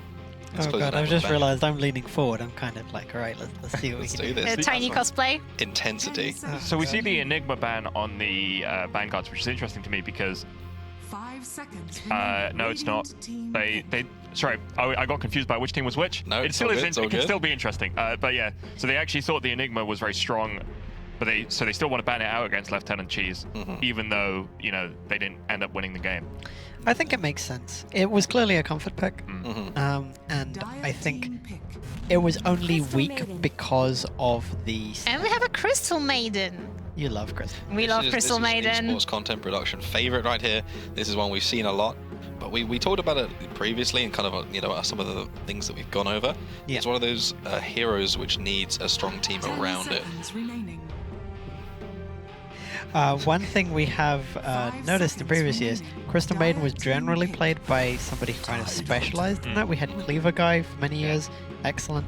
I'm not sure who exactly of the support players is going to be playing Crystal Maiden, but I will mention the mana that she provides to other members of the team, especially the other support, usually the position 4, is very impactful, especially when times in the game where you otherwise might be short of mana, like in the laning stage. It can really enable you to spam your spells. And yeah, we've seen Crystal Maiden having 18.7 pick rate. That's almost 1 in 5 games. That's very, very high. Very high. Tidehunter and Jakiro are an interesting combination. There's a lot of stun with obviously the Ice Path and then also some stuns both from the Tidehunter ult and then potentially some other things as well. Georghiou is one of my favorite heroes. A lot of damage, decent amount of stun, a lot of push potential with the liquid fire, and the Georghiou shard, the Axe shard of Georghiou is quite nice as well. That gives you a lovely little liquid frost, kind of alternate your 2 breath attacks. And then of course you also have the breath weapon of dual breath and macro pyre, one of the largest and most impactful spells in the game. Very, very difficult to get out of the area that Georghiou designates as like the kind of death zone. You don't want to be standing in the macro pyre. You don't want to be standing in the ice path. And if Georghiou is clever, she will stop you from going anywhere you want to go. Ursa to go with the Crystal Maiden. I think that's a good lane, honestly. Yeah, it's a good lane. Tidehunter hates an Ursa because Ursa just keeps hitting you, and Tidehunter, your damage block will become worthless very quickly. I wanted to call out that Georghiou is quite nice against the Crystal Maiden because the Crystal Maiden ult is a channeled ability, and the Ice Path is quite easy to hit. Ice Path is a bit of a skill shot, but if you need to get rid of the CM, she's going to be stood exactly in place. Very easy to get the Ice Path, so kind of a nice counter there. Even when she eventually gets the ability to move with her ult, she moves very slowly. We also see some interesting bans. Slark and Disruptor both banned. Disruptor, I think, is a very, very good ban, in the sense that we saw the power of the Disruptor in the previous game, and I think moving, say, a Tide out of position, like if you can do that just before he ults, that completely reschedules the entire fight. It's a good ban, it's good comfort. It should be good comfort. Yeah, the Silencer ban is nice too because it's just quite well. It's clearly something the other team is strong on. Tidehunter has some answers to it. He can Lotus Orb, he can crack and shell it off, but still, if you don't attack Tidehunter, then he can just stay silent for a long time. So, I like this. Yeah, we've got some questions from you guys over on Twitter and chat and stuff about these two. Wait, here, these 2 ducks that looked like geese, but they're ducks. These are actually my personal drawing of the Longboy, which is a university mascot. University actually has the tallest duck in the world living somewhere near the lake. He's a tall duck. He's a tall boy. Yeah, it's a tall boy. He's bred between long boy. He's a long boy. Long boy is a duck or goose. Bred between different sorts of ducks and geese. It's a duck. It's fully duck. It's just long. Instead of like when you have ducks, they usually lean forward. This duck stands tall. He's proud. He's proud. Yeah. Amazing mascot. He has his own Instagram. He does have his own Instagram. It has more followers than the university's official. Yes, exactly. Same with the Twitter, actually. Yeah, he's been quite popular on Reddit some time ago. Yeah, and he was on a bunch of international news broadcasts. Yes, exactly. Feel good story. Oh, we have Lina pick for the Dire. Lina is an excellent pick. I think one of my favorites. I think Lina allows a lot of damage and teamfight potential to be channeled in an interesting way. I'm interested to see where they play it and what they end up doing with it. I do also want to talk about the bans because we did see Sniper and Outworld Devourer, or whatever he's called now, being banned on Royal Vanguards. And we see Viper. Owl Destroyer. Owl Destroyer, oh god. I think. Or is it Obsidian Destroyer? Anyway, whatever. And then we see Viper and Tiny being banned on sentries. The thing about OD is his name has changed like 4 different times. So at this point, people call him things like Outhouse Dismantler and things like that. Outhouse Decorator is the one that sprung into my mind. Yeah. Oh god. But yeah, Lina's good pickup, very solid mid laner. Normally the mid lane these days, a lot of damage. Mixed damage too, which is nice. Yeah. When we refer to mixed damage, obviously we mean a combination of physical and magical, but you also do have true damage, which is the best kind of damage. Witch Doctor, I really like with Ursa. I think this is good as well because it does make it a little bit unclear who Ursa is laning with, in perspective of the sentries. I would still personally prefer Ursa Maiden. I think having the Frostbite with Ursa is very impactful. You do want your opponent to be standing in place, but Witch Doctor with the bouncing skull back and forth is still very nice. Witch Doctor has an 18% pick rate. Yeah, that's another very, very popular hero. I've just realized where you were reading the pick rates from. It's on the screen. I didn't see that before. I thought you had like an incredible We just know memory. this. We just know. Yeah. We're just amazing Dota players. We're definitely not League enjoyers. We downloaded it. We hate League. Oh my god. You're not allowed to lie on the stream. You don't have the lives. Yeah, that's They're not- definitely true. We take an oath before we go into stream. No lying. Well, I swore a Well, yeah. very serious vow. you know how Shall not break it. you know how MOBA games works, Yeah. right? You hate the game and just to play it. Yeah, that's true. Yeah. That's true. Yeah, true. Ooh, Drow. Jam Ranger. Hey. Drow is nice as well. I'm going to talk about the aura first. I love to talk about Drow aura. Drow aura with Lena, Drow aura with Georghiou. God, I'm thinking of Luna. Yeah, well, it still works with Lena. It makes her attack faster, right? So Yeah, it's yeah. something. I was thinking of the damage aura from Luna. Like, even though they both have auras, I had the wrong one in my head. Drow used to deal range damage. Yeah. So, yeah.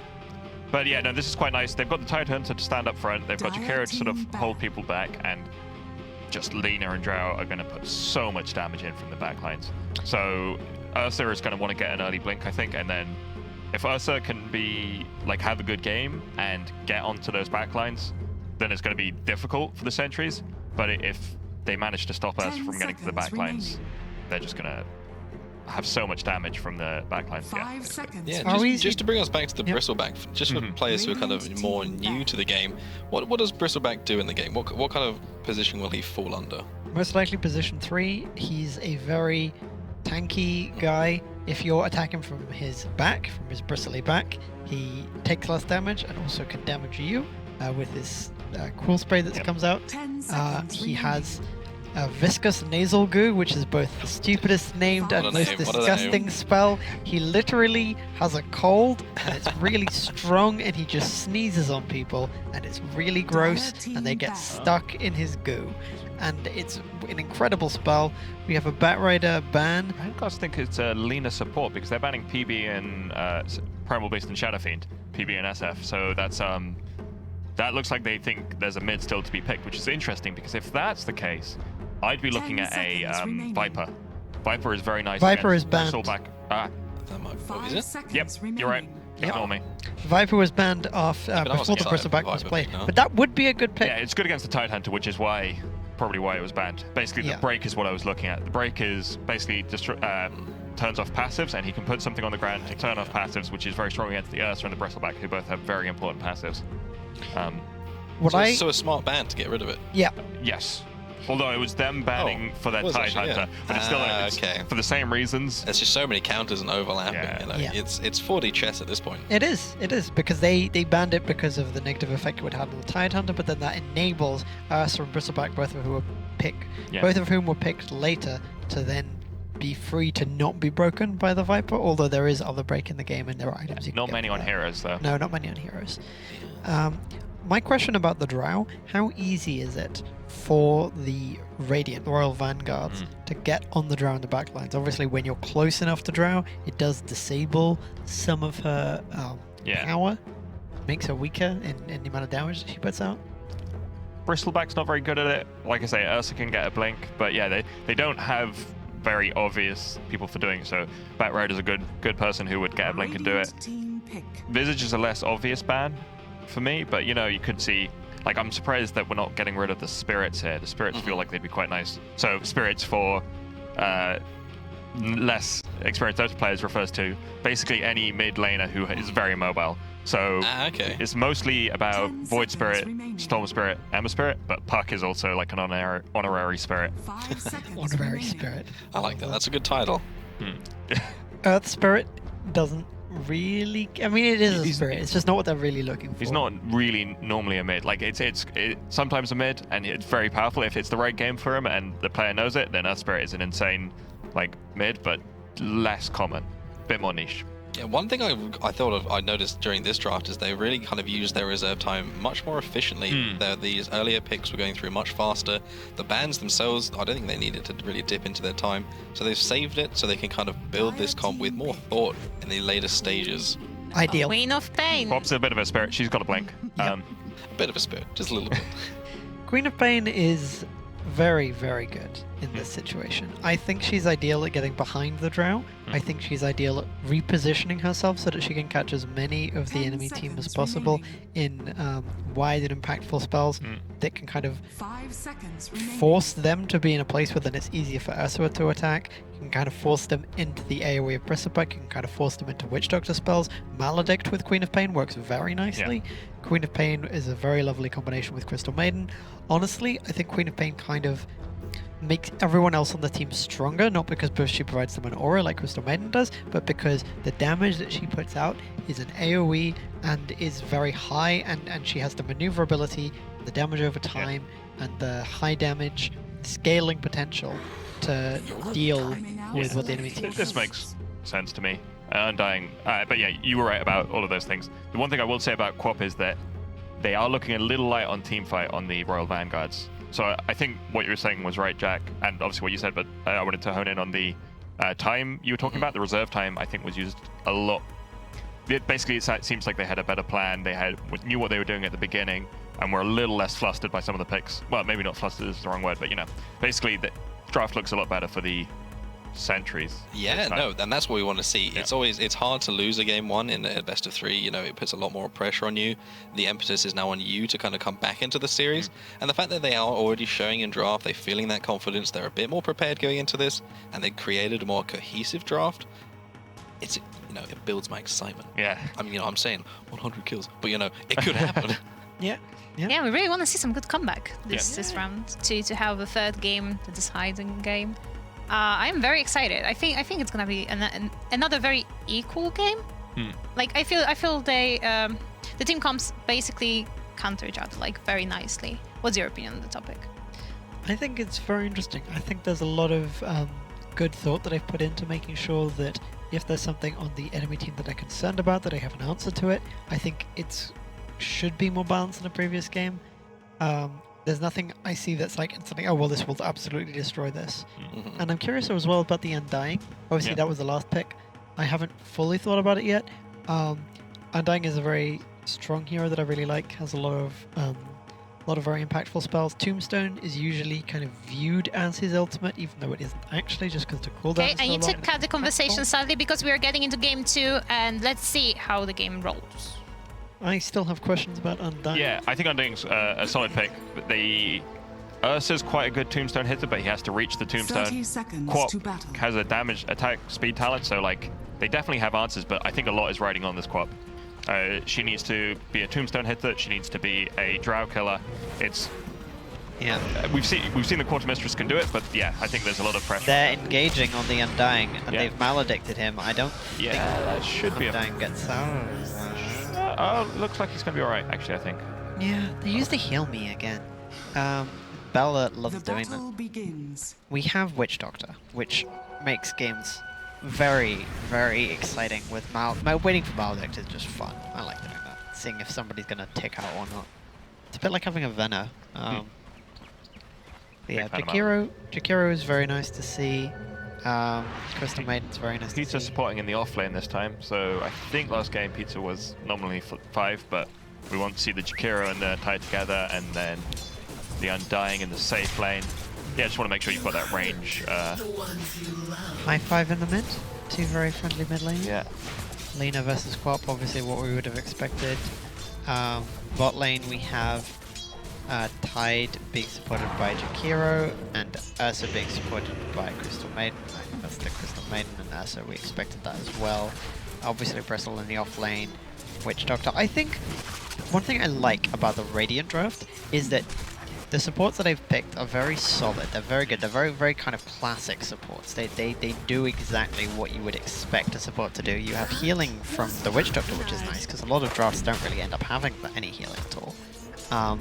The amount of damage they put out is very good, and they should be able to really help their carries to secure the farm that they need. Yeah. I think the Dire draft is more survivable because you have Tidehunter and Undying. Yeah, you've got the so Bristleback isn't a natural pipe or Wraith Pact buyer, especially. Bristleback often wants that Eternal Shroud, so there's, in terms of playing to the meta, I think the Dire draft on the Sentries does it better. Okay. But like you say, the supports are very stable, solid, comfortable supports on the Radiant, so definitely they've got the tools. I think Drow is doing an effective job at just making it so that Bristleback has to keep retreating. I mean, it does suck when you're going against like a high damage ranged character in the lane. Especially the Q, so the fact that she's got an auto attack modifier, I mean, she can, it's one of the weird things in Dota. If you have an auto attack modifier, you can attack enemy heroes without aggroing the creeps, which gives you an amazing ability to, oh, great body block by the Tide, by the way. Yeah. And they're going to turn this around, that's very nice. I honestly think without that body block, the death of Jakiro was pretty much guaranteed. Yeah, it was a great play by Lieutenant Cheese. But yeah, no, basically the fact that you can attack without taking creep aggro is huge for just making a lane sad for your opponent. Getting a level up on Drow is really significant, especially since the lane had already kind of begun to be turned around. I mean, now it's even. It had begun to be turned around just by the power of the quills, which really have. I mean, dying might die. Yeah, looks like it, but that's first blood. Wife gets taken apart by a maledict combination. We now have Lena potentially dying. It's very close. Oh, but we had Fairy Fire and Quartermistress as well. Great play. Yeah. Very close, but you know. Trading Fairy Fires. I mean, Fairy Fire is a very interesting item in that effectively you. I mean, it's similar to the mango, obviously, in that it's one of those consumables that give you a benefit if you don't consume it, but then you're kind of forced to consume it based on the circumstance. Benefit's pretty minor though, so yeah, it's more for that surprise thing, right? Yeah. In both cases. But yeah, that was a, you know, that's Quap things. Quap is so annoying to play against in the mid lane because she just puts so much consistent damage out over time that you just you'll normally struggle against the Quap. Yeah. I mean, I do. Surprise. Oh, we've got a return kill somewhere? It was on the Jakiro. Yeah. Pizza kill. I think surprise is an understated factor in Dota because a lot of the calculations that you're making, like in your head, are based on the situation as you expect it to develop, or like the way things are at the moment. And if there's like a factor you haven't considered, such as like 100 extra health or something, then it fucks you up, or it screws you up. Sorry. They need to get the return kill onto the tombstone. But yes, no, the Fairy Fire is a great example of that. I think at the higher level, it still does what it needs to do, but at the level where you're not a pro, you're not always clicking on items, then it's just insane the amount of times that you'll catch someone out and they'll think, oh, I'm definitely killing this person. Oh wait, this person is killing me. Yeah. Speaking of killing, Jakiro died again. But if we looked at the off lanes in general, there's quite a lot of really nice rotation damage happening. We have 2 double off lane kills. First on side of the Dire killing both of the offlaners, and then inside of the Radiant killing both the Dire offlaners. Right? Yeah, that's right. Ursa, is, I think basically the safe lanes are slightly favored in the one-to-one matchups that we're seeing, so it's not too surprising.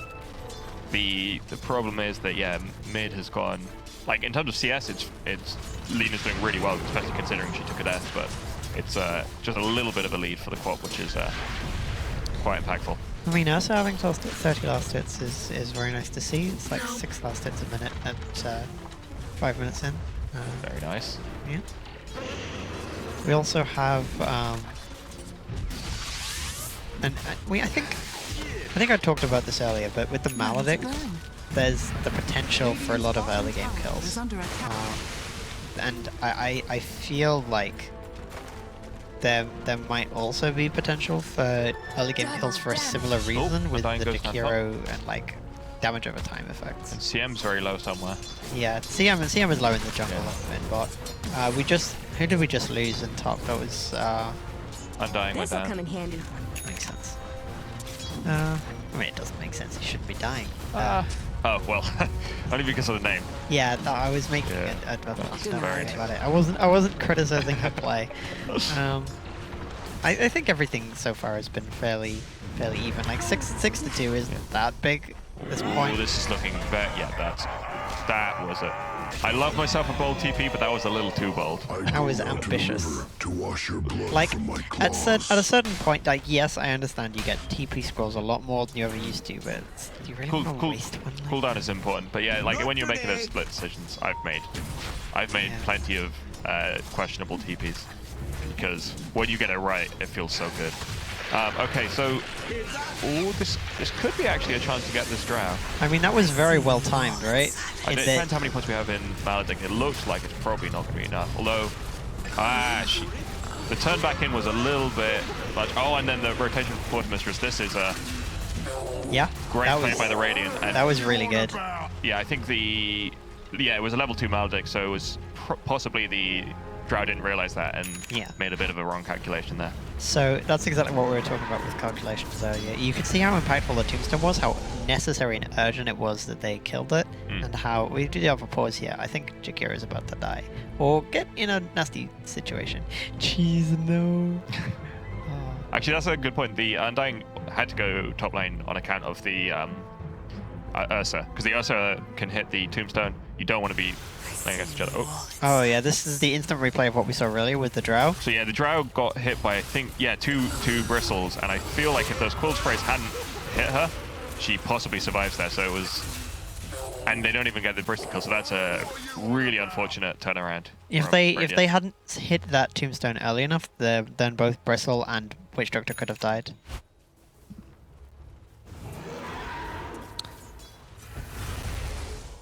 Okay, we're experiencing some tiny technical difficulties with internet connection of one of our players. Therefore, we're back to studio. What do you think, guys, about this very early game? I think it's very good. We do have a lot of kills early, and they are mostly on the side of the Radiant, but I think it's definitely too early to say that Radiant is like doing incredibly well in the game. They're doing well, but they have a kill advantage. Yeah, exactly. They have an advantage, but it's not like a commanding advantage. I think once things start to group up, the Dire definitely have a chance to turn that around, because they've got the Tidehunter, they've got the Jakiro, I think, so they've got some like team fight that the other team is lacking somewhat. So I really think the laning is going better, and probably better than I would have hoped for. From like basically the Radiant is slightly outperforming what I'd hoped for, but I still think they have the opportunity to turn it around once they start doing that team fighting that we saw in the first game, where everyone just comes and gets involved. I think with the Tombstone, with the Ravage, that's going to be really strong timings for the Dire side. Yeah, I mean, one of the saddest things I found watching this game is where the Tidebreakers is he goes all the way in, but then he has to kind of like slowly walk out as he's just getting beaten to death by the people chasing him, because he's so huge and he looks so sad. He's just dush, dush, dush, dush. He's the watermelon. That's what people call him. He's the watermelon. We just got an info from our player lounge saying that one of the players got a power outage. Oh, that's unfortunate. That's very unfortunate. We will have to wait for that to... Yeah, hope it's a very, very short power outage and nothing big. Hopefully. Oh my gosh. Yep, hope everyone in their house is doing well. They weren't doing anything too important. I mean, other than this, obviously this is probably... This is very important. Nothing. I was going to say this is probably the most important thing happening in the house, I would imagine. You never know what's going on in people's lives. They could be FaceTiming, I don't know, royalty. That would be pretty bad. One time you get to call a king and it's just boom, gone. Yeah. Well, that's the Princess of Norway. No, your electricity's gone. But one chance to tell them what you really feel. Oh. Yeah. And well, we can elaborate on a different stream. That's sadly the disadvantage of and the risk we need to take when we're doing an online competition, online tournaments, and generally online stuff. Stuff happens, but we have a short replay of the first blood, so let's look into it. You also can't throw eggs at people online, so... I mean, if you really want to. I will buy you eggs if that's what you want. Oh my god. This is, again, I think it just speaks to the power of Maledict. We were talking about the power of how many kills there were. I think in this phase of the game, there were a lot of very low health heroes, a lot of very squishy heroes that also don't have armor, don't have magic resistance, and the amount of damage that is being output is relatively high. Yeah. So I think it makes sense that there are these deaths and that there are these kills. I don't necessarily want to ignore it, but I don't want to kind of over-focus on it either, because I think the last hits are quite important comparatively. Yeah, like Luna was keeping up with the Quap even though they gave away that kill in the mid lane, so definitely I think certainly in the mid lane and possibly in the other lanes as well, they're doing fine for last hit, so they're going to be getting their farm. They're going to have these team fight timings to sort of have a chance to come back.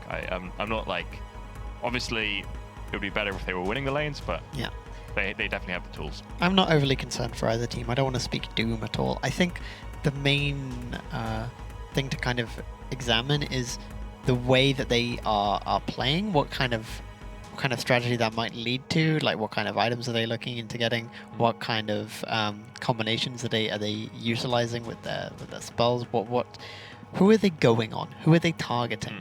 Because if they recognize early on a particular hero as being the person that they should be going on, that might kind of set a pattern for the later phases of the game. Okay, so we have another replay for you guys to discuss now. It's a double kill that happened around 5th minute of the game. Oh, right, I think I remember this one. This was... a bit ahead of himself on the Tide. This was the one I was talking about. Look, he looks so sad.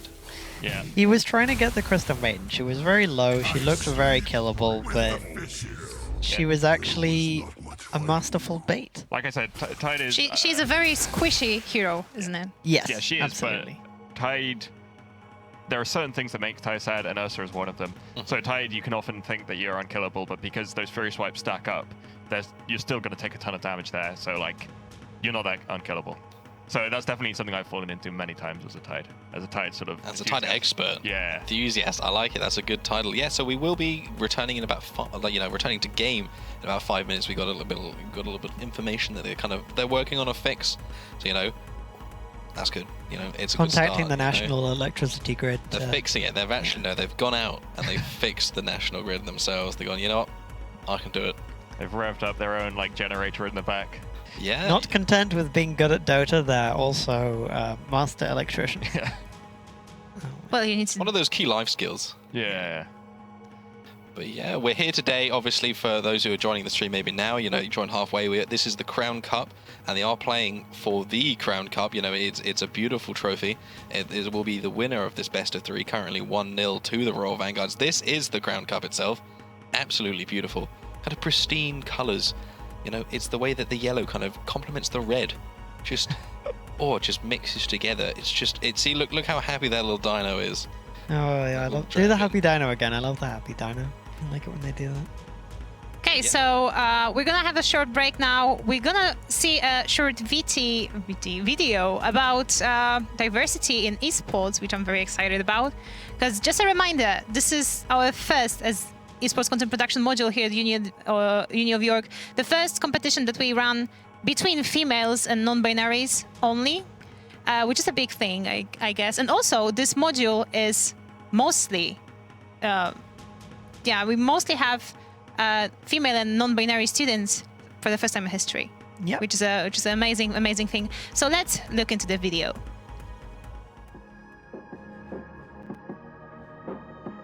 Where there's gaming, there's competition, and competition at a high level brings big crowds.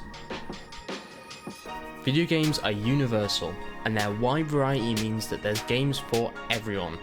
Doesn't matter who you are, you can game, and with enough dedication, compete at a high level. I've played and watched this since I was 15. I thought that the game itself was fun, and then I watched pros play it and realized how smart you could actually play the game.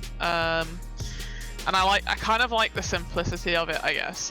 In reality, CSGO is just guns and a few grenades, and the things that people are able to do with it at a pro level is incredible. And even at just a higher non-pro level, it's simple, straightforward, but people can still take it super high.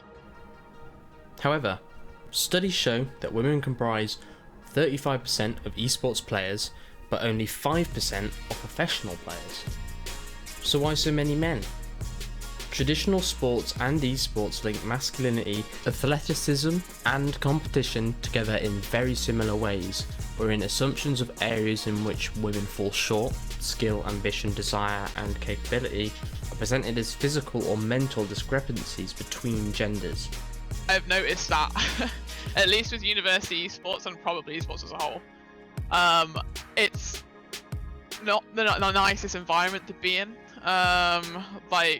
People are a lot more toxic, and there's almost being a woman in that space, that's overpopulated by men, feels like I had to prove myself, even though I knew that I was capable of standing in for that team. In fact, I was probably a higher rank than them, but there's that immediate pressure of right, I'm the girl who's a stand-in. I've got to I've got to prove myself more than I usually would, and it just adds this weird pressure that is just uncomfortable, I guess. Factors such as online abuse and harassment may prevent women players from developing their self-confidence, resulting in their becoming trapped in a destructive cycle wherein they perceive themselves as outsiders to gaming culture and are discouraged from professional play. This 2022 meta-analysis on gender in esports suggests that attitudes towards females in esports leads to a vicious cycle. My hope is that in like the next, I don't know, 3 to 5 years that we start seeing more women pop up in main rosters. Emma Catfish Brown and Ruby founded the Dota Valkyries, a group that provides a platform for female creators and helps them carve out their own space in the Dota scene. The chance for growth at the highest level of female players in Dota through a healthy competitive environment where players can push each other to improve. They offer assistance with creating spaces, tournaments and events that support and represent women at all levels. So we have a new tournament coming up, in fact next month. So it's going to be on December 10th and 11th, and it's our first foray into North America and South America. Traditionally, our tournaments so far have been in EU, so in the EU region. So this is going to be our first one in those new regions. So how can women get involved, and what can we all do to help? There's a lot of different steps you can take, either by partaking in tournaments like ours, or with the Eva League sort of co-ed tournaments, which are, sort of, we hope to be the stepping stone, towards a pro play, especially with, that's kind of how we want, the pro teams to look like, in the next 3 to 5 years. Maybe that's optimistic, but it would be great to see that sort of gender split then.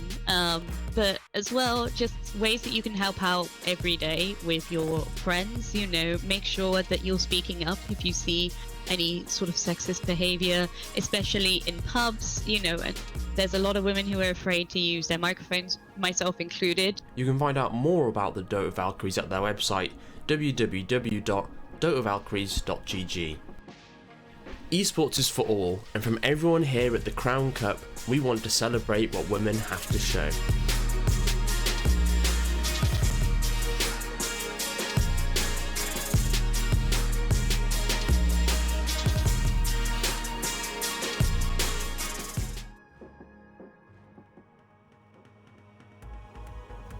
All right, everyone, we're back to studio, and Jack has got a new sword, which is technically which is foam. So don't worry, Twitch, please don't ban us. We'll be very grateful. It's a real sword. It's not a real sword, Jack. You cannot say that it's a real sword. You took an oath. You said you would never lie on stream.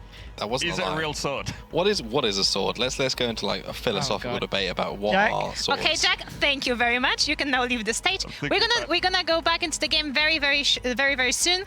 But first, let's discuss some very important topic, which we encourage you guys, our lovely viewers, to discuss with us on our Twitter, which is at TFTI_esports, and in chat. Guys, what is your favorite city in Europe?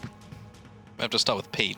Oh, we're putting the pressure on. Well, I can't think about it because I'm just thinking about the Mabimbat bit where they talk about cursing a real sword. So I'm going to pass it on because I'm just thinking about curses and real swords at the moment. So I always just wanted respect to that point angle. out before we go into the real cities and the favorite city in Europe thing that you got the sword specifically to defend yourself against angry chat members. I did. Yeah, he's very concerned about you guys. He thinks you might kind of come after him, so that's why he needs this for self-defense. Yeah, I would say favorite city in Europe. I'm gonna try and go for one that I've been to. There's a correct answer for this, by the way, just for anyone. I know. We have a very strong opinion I about am this. going to say, out of the cities that I've been to in Europe, my favorite would be Berlin. It's a safe pick, I'd say. Weak. Berlin's cool. Absolutely weak. I I'm liked sorry, it. the It was Brandenburg nice. Gate is so disappointing. Yeah, but That it's wasn't it's a what I safe was there pick. for. It's a big city. All right, lot of guys. stuff. Sorry, I need to cut the conversation. We're gonna go back to it after the game too. Barcelona. Okay. You can't do it whilst you're going into the... Pete said Barcelona, and We'll you find out know later. the others we'll find out later. Okay, so Lieutenant Cheese is back in, and look, we've got a 2-level lead on this Ursa, so this is going to be quite a sad tide. We should mention, by the way, that when you go back into a game after a decent pause, there's usually like a couple of seconds where you kind of have to figure out where everything was, kind of reorient yourself. So it's very usual and expected for maybe things to not go exactly as planned. And sometimes if there was like in the middle of a key moment, something might not go as expected. We do just have an Ursa kill getting onto the Jagira, so that's very nice. Get the Undying too. Ursa killing the Jagira, I mean. Let's look at the Undying. He's probably gonna die. Okay, yeah, he died. I guess it wasn't that interesting, but you know, you got to see it happen.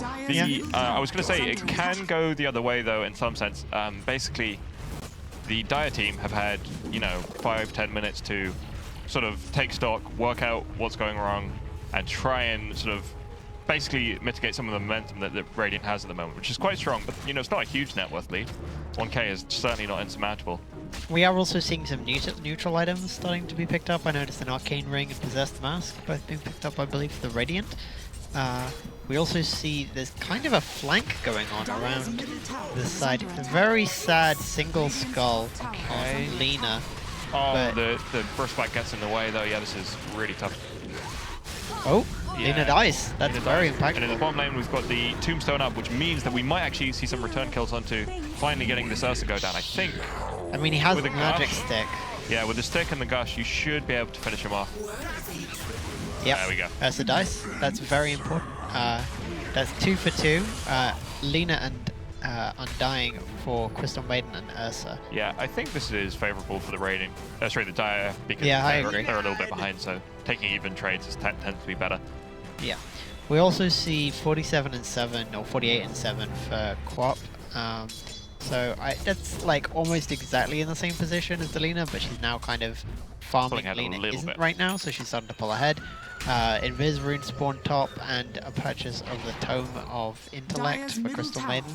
Other than that, we're continuing to look at the bot lane where some people are teleporting in.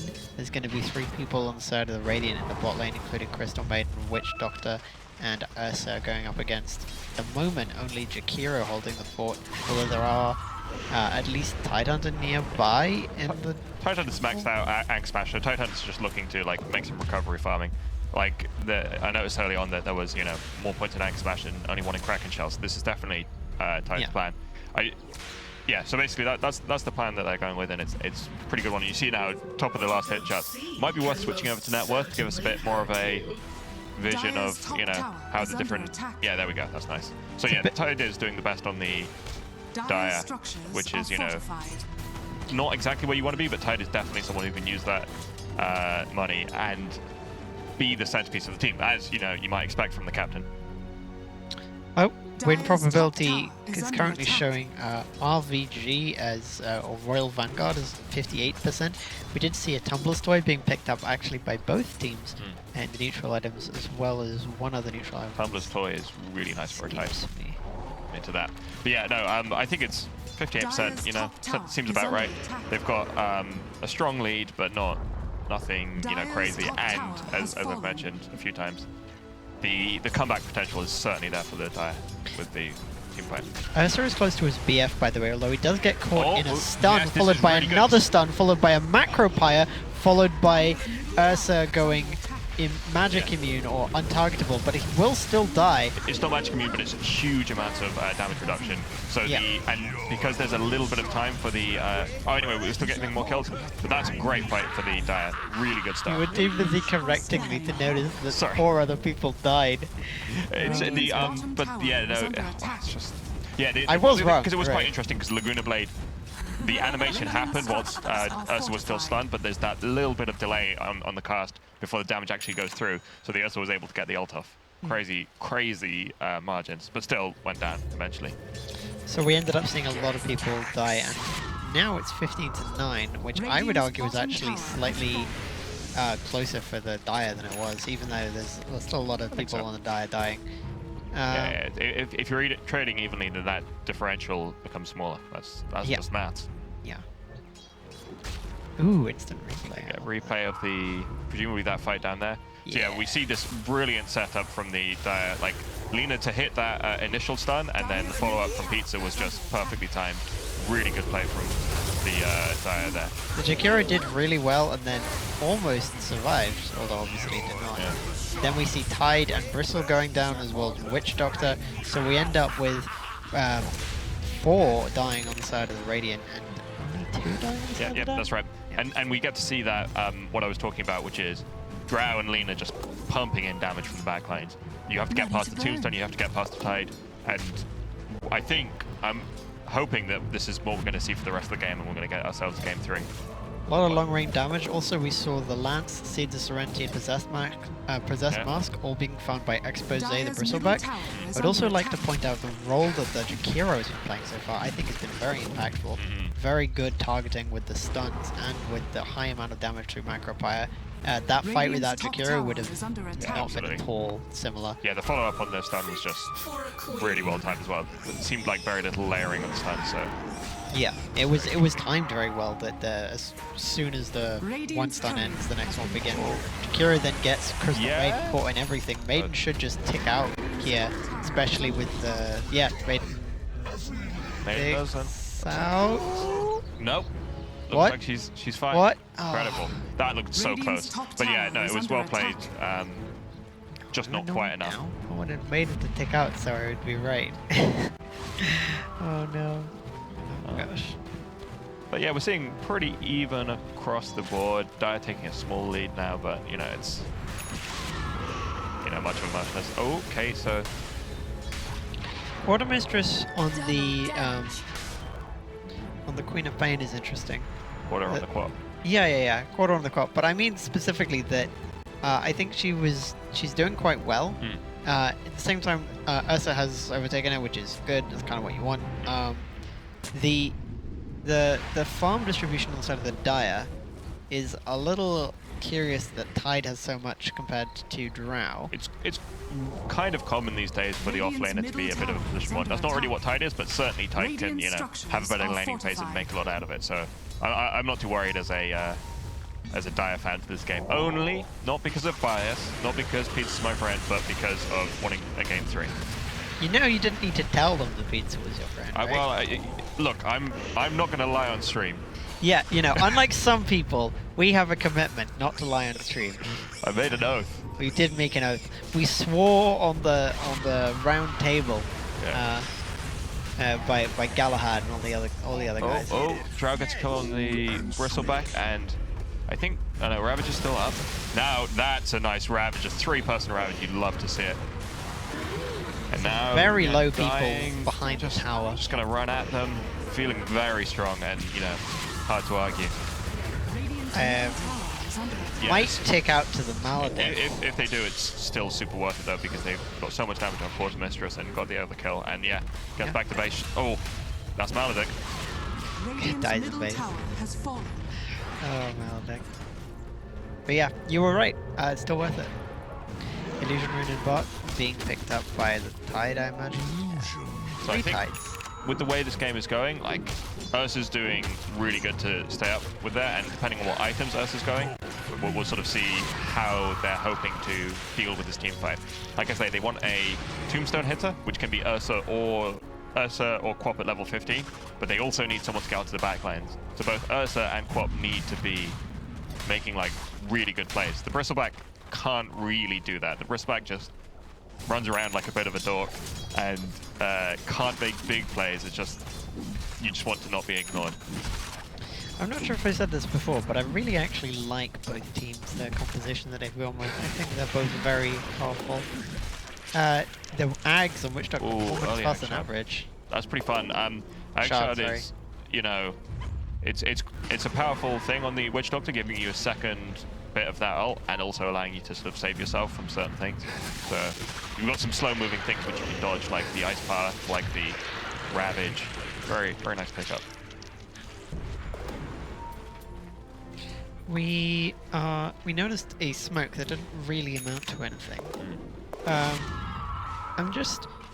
How do you feel about the general positioning of the teams at this point in the game? Do you think that they're playing well together? Do you think that they're being vulnerable at all? What's going on? It's hard to say. I think Dire has been doing what they need to, and this, yeah, they probably just want to leave Pizza here unless they can. I don't think they can really converge like they need to, but Tidehunter staying there without Ravage is.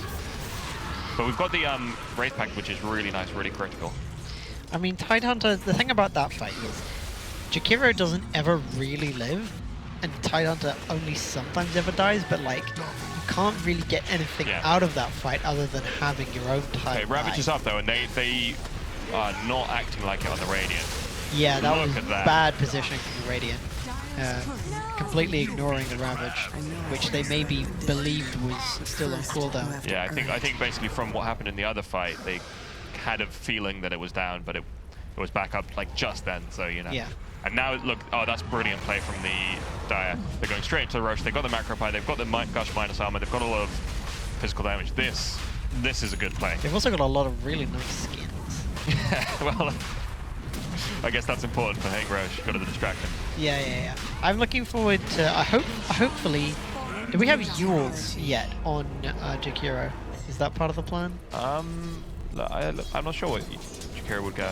Because Yules was one of the old classic items of Jakiro, obviously. Force Staff is really good against Ursa, but so is Yules. Basically, Yules is really good because for some reason it's not affected by status resistance.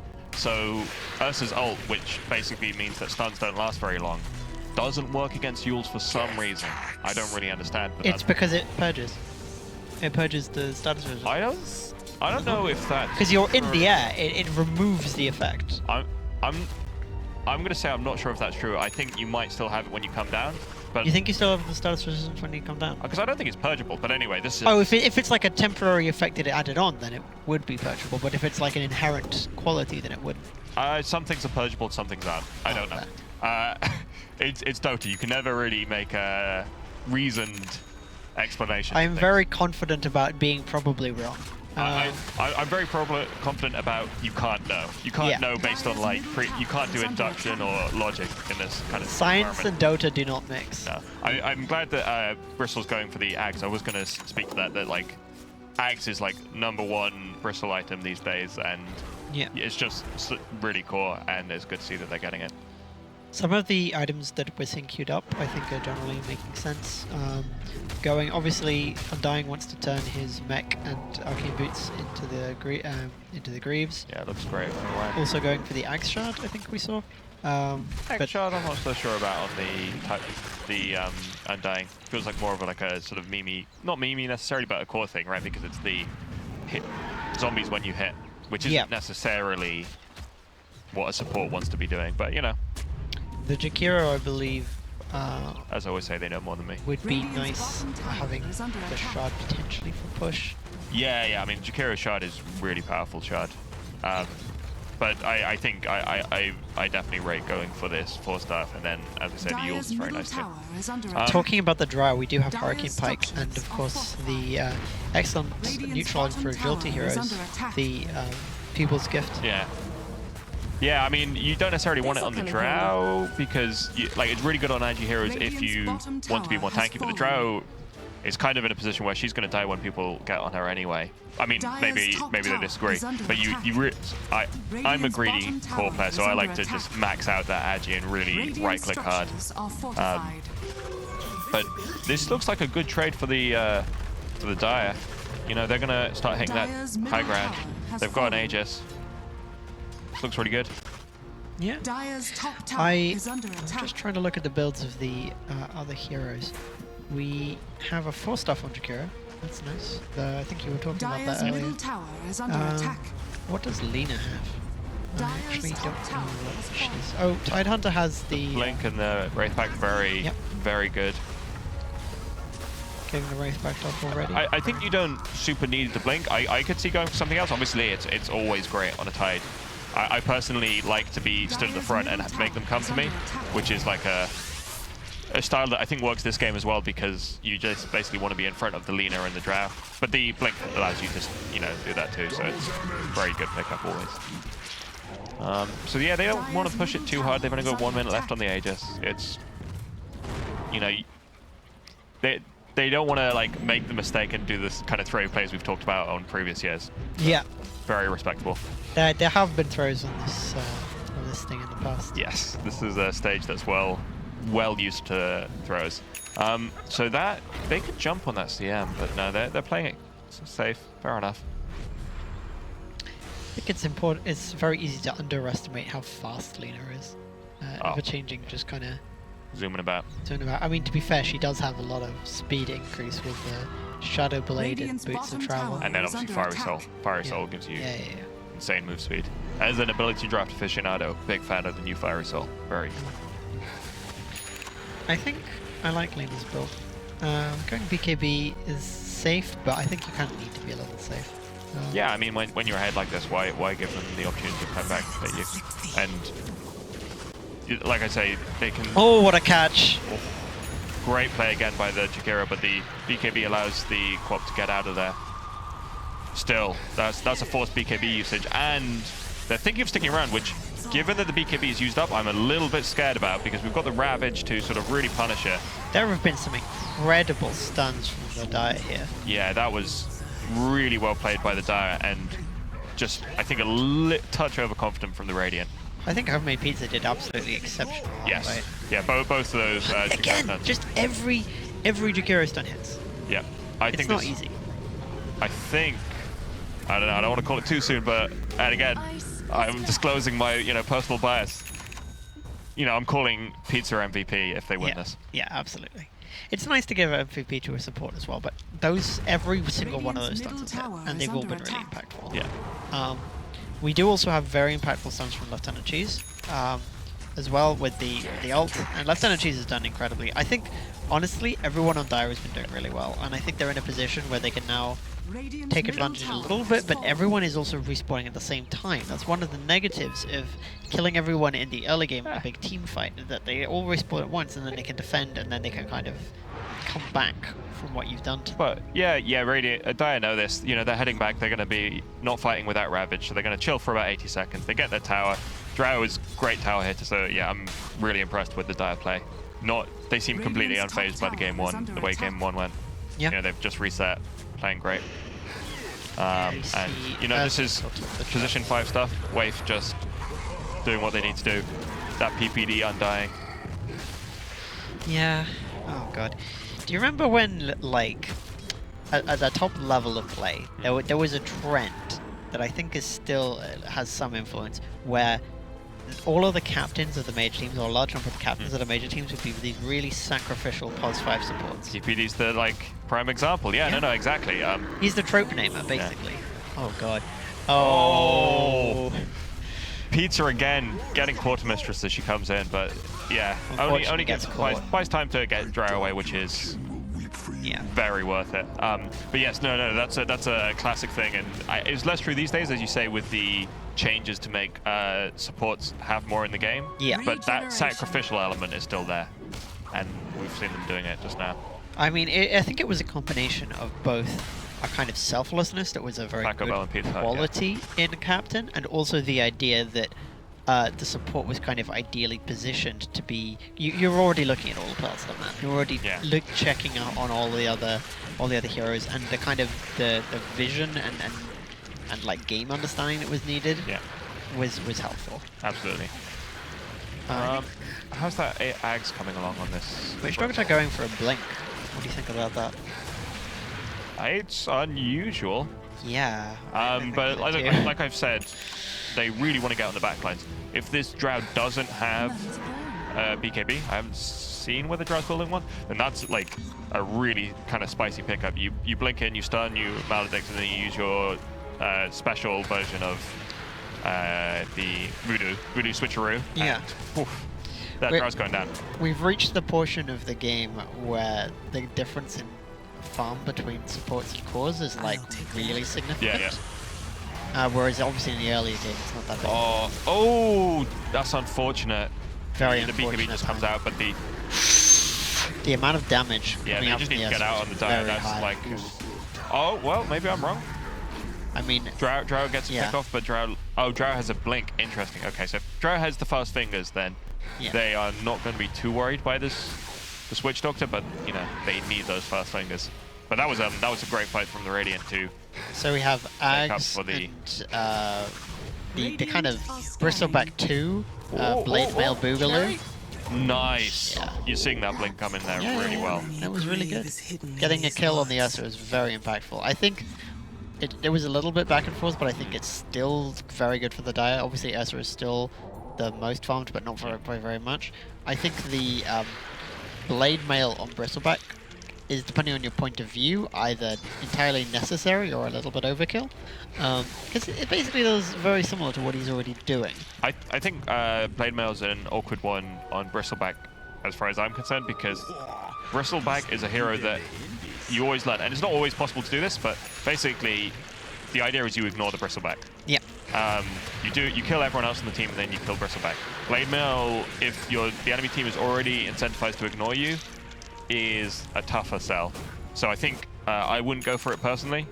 I would have maybe wanted an earlier Eggs, but the Blade Mail definitely does a lot against a Drow, a Lina, because they have low health pools. So even if it's just a deterrent, that can still be very useful. Crystal Maiden has a Glimmer Cape, by the way. It's very nice to see. Solid pickup. I'm just going through all the items, really. Want to make sure that there's nothing that I've kind of missed out that is like going to have a big impact. Obviously, Crystal Maiden going for stuff makes a lot of sense. So the teams are sort of gearing up for that rush, but Drow isn't with her team, so Drow kind of needs to mosey on top and basically join this fight because they need to contest the second rush. We see a Psychic Headband found. That's not bad. Psychic Headband is very nice. Which team was that on? Oh, I didn't Doesn't catch matter. it. We'll see, and it's a nice item. Paladin Sword found by the Ursa. Okay, yeah, that's really nice.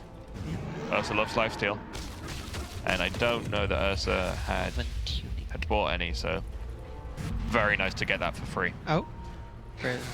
Obviously, the bristle going in first is really annoying because, as you said, you're supposed to ignore the bristleback because you know that. Oh, we've got the Ravage there. What does it hit? It gets onto the bristle and back. Ursa. Yeah.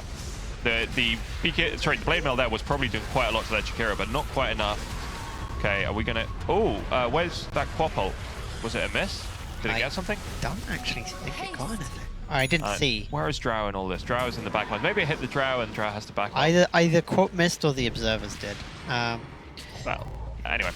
So we've got the BKB, and yeah, Quap is sort of has gotten a bit stuck for a while. The Dire Cores are definitely getting more out of the map. Yeah. And even though they don't have the Ravage, they're feeling like they can maybe contest for it. No, okay. Lieutenant Cheese doesn't have a team with her. Okay, no, they're in. Everyone's going in.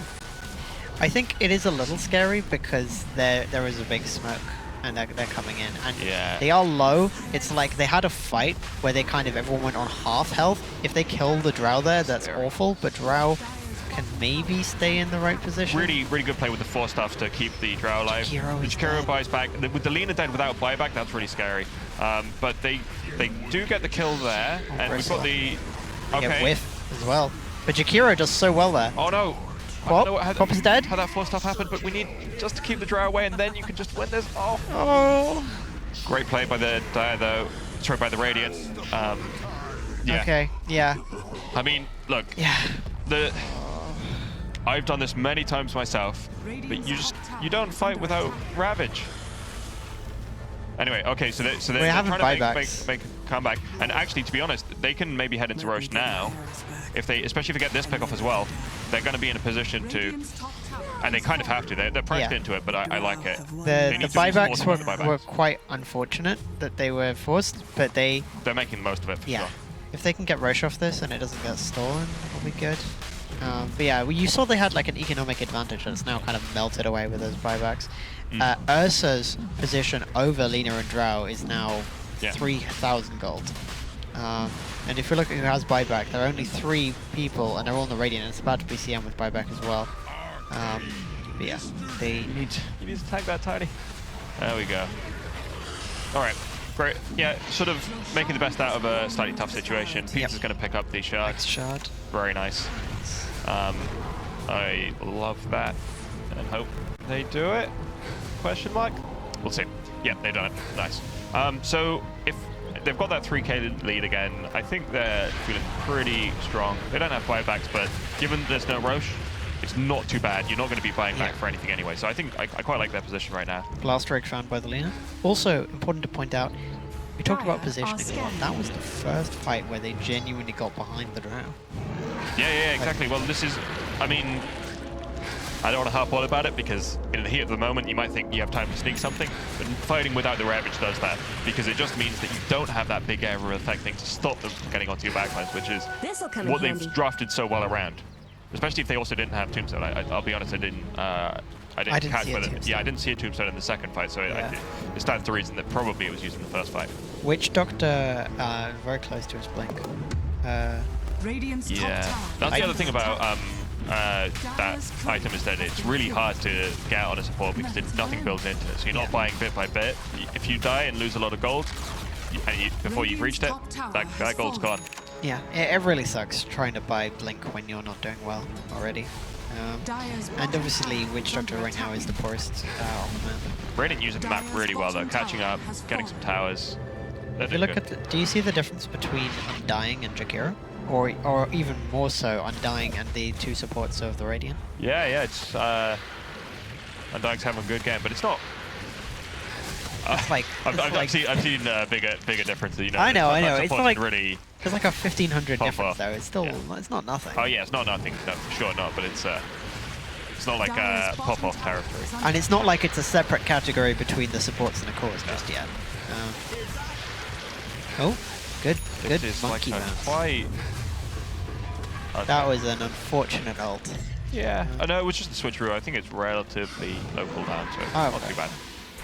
But yeah, I like this from the Gyre. They're playing it pretty safe. It looks a little scary to me, but they're doing what they've got to. They've got Ravage. They're trying to push into some annoying stuff there. Crystal Maiden Star's ult.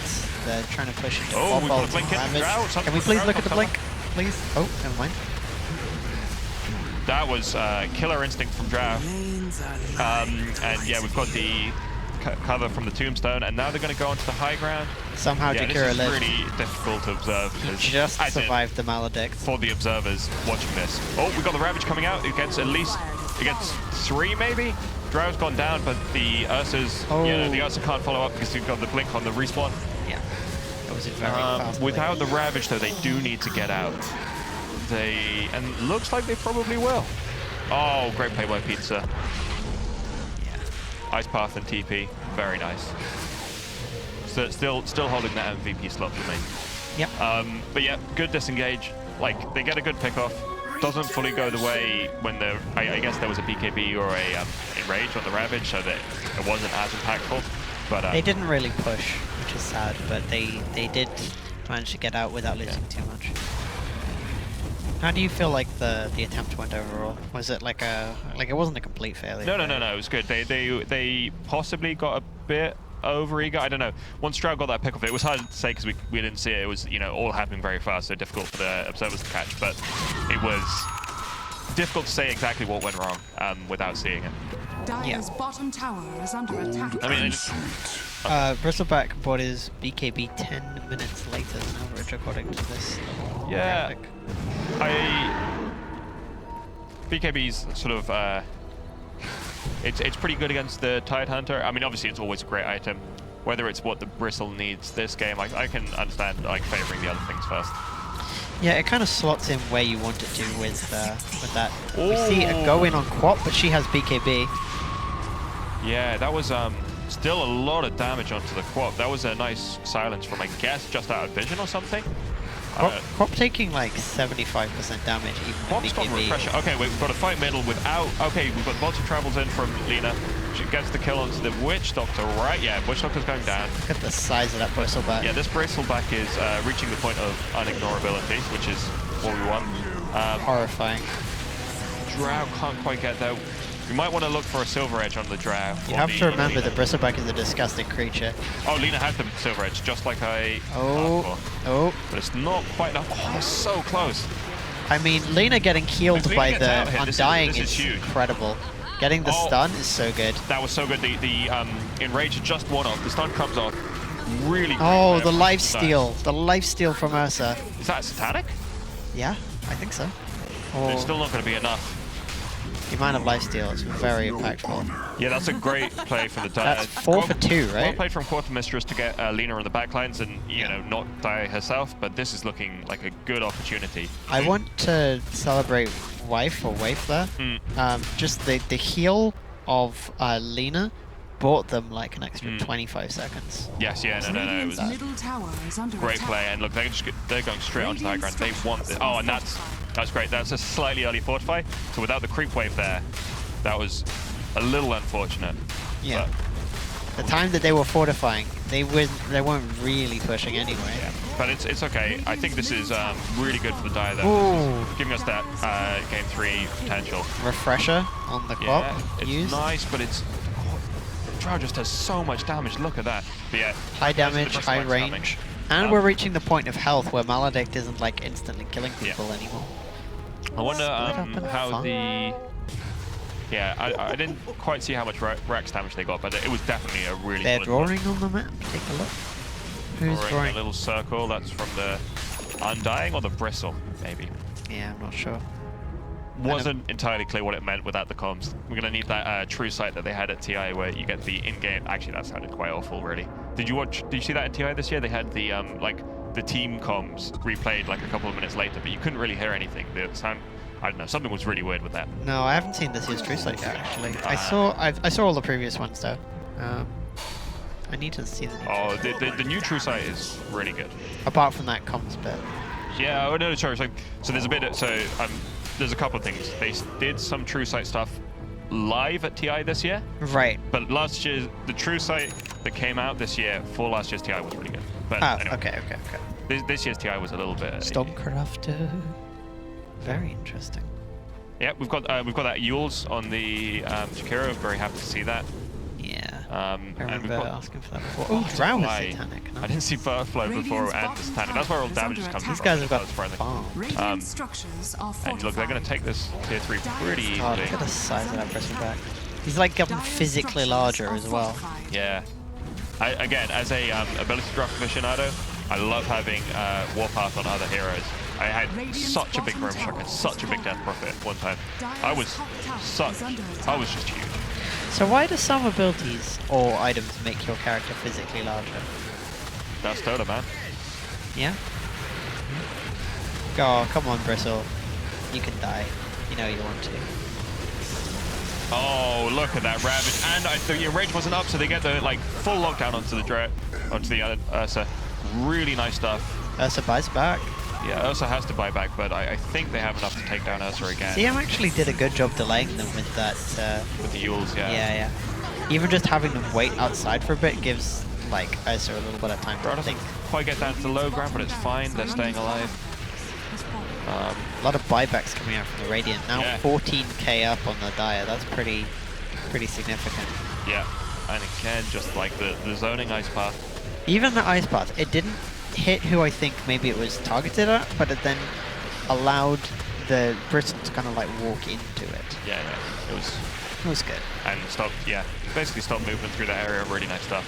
And the Dire just realizing, in the past they've got a little bit overconfident with that Ravage. Looks like they're gonna think about waiting with the CM coming back up, and I fully respect and support that. Did you note when Drow and Lena overtook Ursa and Quop? Not specifically, but Yeah, Witchbane found also. I think at this point, it's pretty difficult for the Radiant to come back. Yeah, I mean 16k lead is huge, and they have the sort of structural issues that we talked about where the team fights are always going, if taken on their own terms, the Dire are always going to have the advantage in those team fights. I think this is just demonstrating how fairly balanced the teams are.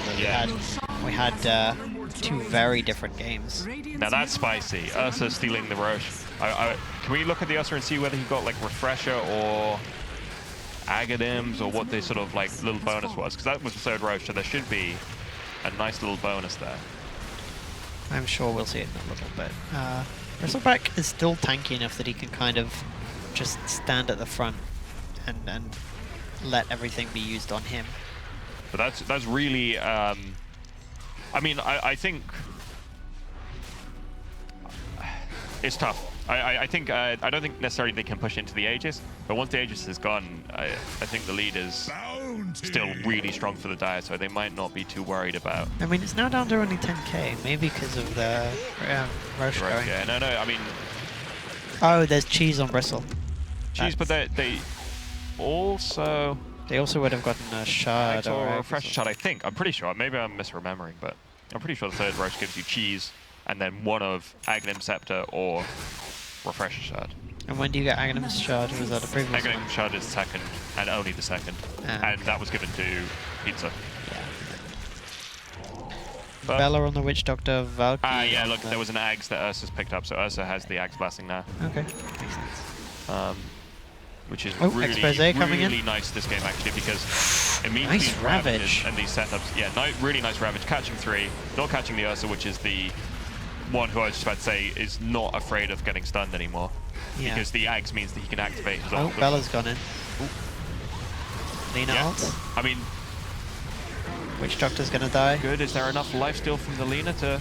There's some, but push yeah, forward. great play by Quartermistress. Very good play from Quartermistress. Is Drow going to have enough? Because she's kind of in a corner, so she can't get out of there. Yeah, the I think buyback Drow from the died pizza, with the I need to Hex. cancel that That's pizza. really Cancel the unfortunate. TP. Oh. Oh no, it was Lena. Oh shit, no.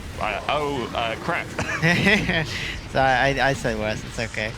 Oh god, yeah, Lena. Oh, they don't have detection, but the Bristle's going to get there and do just single close break. The Bristleback not going through with it. Oh, What a great good survival. zoning play from Pizza. So it's now only a 2k lead. Oh no, what happened to Drow? 1k lead. Oh no. Oh no. 112 seconds. Oh, that's tough. Yeah, that's my bad. Yeah. Wow. Okay. I need to rethink some things. So what's so Bristleback's heading towards Halberd. Okay, yeah. Even see what was? Yeah, I don't know. That's that was. Was that a throw? Are we allowed to use that word? I don't know how else you can talk about it, really. Anyway, we're going to get the high ground push from the Radiant. We're going to see quite how much they can get done. They don't have the amazing tower hitting that Drow has. So this is definitely... There's still potential to defend this. Like, they just don't push that hard on the Radiant. So We might see a good old-fashioned counter throw. yeah, no, I mean, look...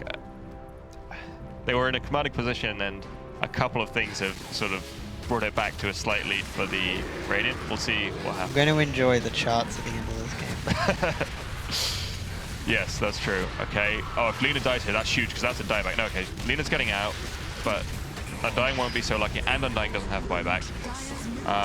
We don't have Ravage, and we don't have to try. Yeah, basically have to let this. It's so tough. Really tough. And, yeah, Radiant going for the end. Yeah. They know there's no buybacks. Well, I think they know they need to do this, but they can't. Yeah. Yeah, okay, that seems more... So is this all from Ursa taking the Aegis? Yeah, I mean, I don't think it's over just yet, but that really swung things back. Especially, as I said, the Ags was really huge, because the way they've been dealing with the Ursa a lot is by getting him, chain stunning him, and you can't chain stun Ursa when they can activate Enrage while it's stunned. So it's, yeah, really powerful stuff. Okay, this quad looks quite far out, but... Oh no, who died? Pizza died, okay. Jakiro. Yeah. Jakiro died. By Ursa somewhere, I mean, look, Ursa's gonna kill. They have vision in their base. 7k lead. This is sad. I liked it when Dire were gonna make us have a third game. Well, it's certainly not over yet. They still have the compositional advantage, I would say, and this Drow is still dealing a lot of damage, so it's certainly not over. But they've got a hill to climb on the Dire now. Ursa's picking up a later Abyssal Blade because, you know, it's kind of a luxury item, not super what they need this game. But it's just a nice upgrade. Jakiro is going to be back in 20 seconds, and they have full comp and everything. They have all their spells. Yeah, and we're going to have that all their advantage. And they will be down gold, but all that gold is on the cores, and the others are all very killable. If they can kind of kite the tanky ones, kill the others, and then chain stun, it's kind of how they were winning. Yeah, and I think they've got the silver edge on the Lina. They can definitely kill the Bristleback, and the Ursa's the main scary one, but they've itemized really well against the Ursa. Like I said, they've got their Yules, they've got a lot of 4-staffs, and 4-staffs are so key to getting Ursa. They also have the Refresher on the Tide, which is at least great for the rest of the team. Oh, if Drow goes down, this is huge. No, Drow, get back. Silence. Oh, what a stun. Yeah, and we're going to get the second one. Oh, that's brilliant. But Double Roche. No, sorry, double ult. Double Ravage. Double Ravage. Yeah. If Cherry gets away from this, and there's the Yules we're talking about. Look at that, lasts forever. Beautiful stuff.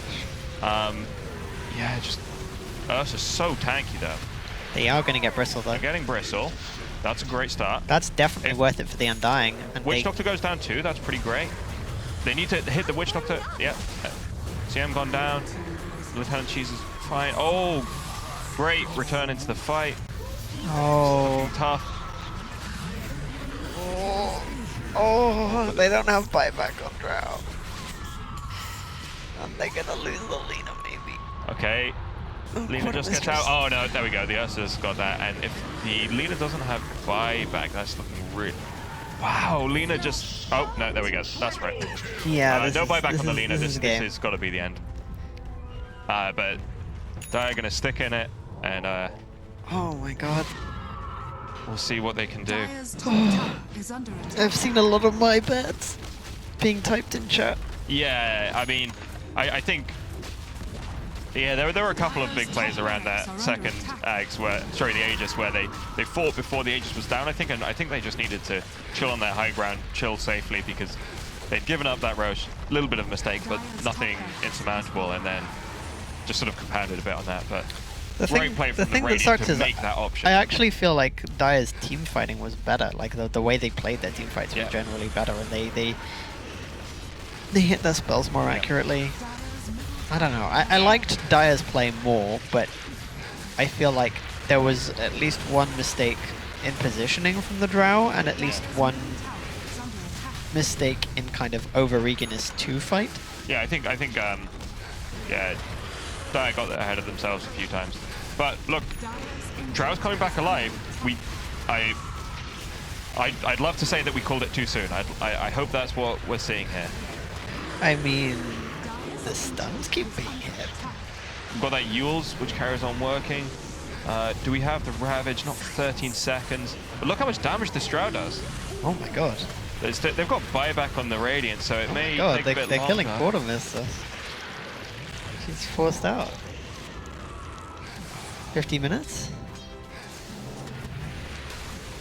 Okay. Okay, go on, prove me wrong, Dire. Prove me wrong. Oh my god, they didn't take it. Oh my god. So, what are we building up next? How are we coming back? You have to remember that they only have 2 towers in front of base in Radiant. Yeah, no. I mean, the thing is, they need to wipe Radiant twice, right? They can wipe. They all have buybacks. They can wipe Radiant. They can, but they're at a big disadvantage in a lot of ways. So it can be done. What's the buyback status? Can we get that from the observer instead of net worth briefly? Just so we can see. Well, we'll see it when it comes. We'll see.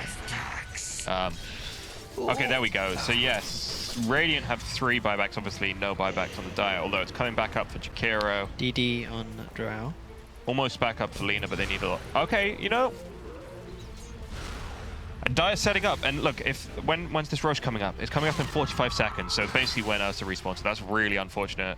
Long respawn timer for the Dire, but we've got this DD. Can they get a pickup with it? In the mid lane, they've got the quad. Oh, no, they're just not going to get that. She just blinks away. So what are we getting? We get Swift Blink? Yeah, probably.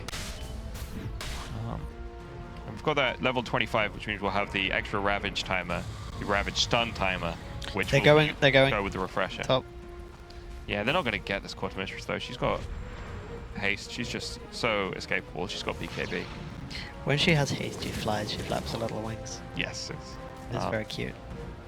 Not cute isn't the most obvious description of Quap. Flappy. I just think people often think different things about Quap. Let's say. Yep. Cute isn't the obvious word anyway. Not saying it's not true, but you know.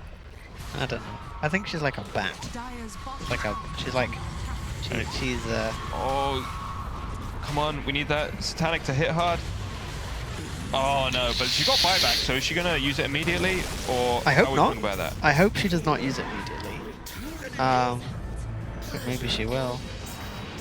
Yeah, I think in the situation they're in, they don't have much option to not use it. Right. I can't imagine they have enough time. I was just thinking like the You know what? defensive capabilities. I'm a real doofus. I did not realize that they hadn't taken bot lane. I just thought it was Megas, but I just have bad brain, bad eyes. It's okay. Nice. They've each team have the same number of towers, except that the Radiant still have the 2 directly in front of the tier Ancient. 4s, yeah. Okay. Maybe it's slightly more life than I thought, but still, it looks. Radiant have a lot. This would be a glorious comeback. The counter throw, you mean? Yeah. Glorious.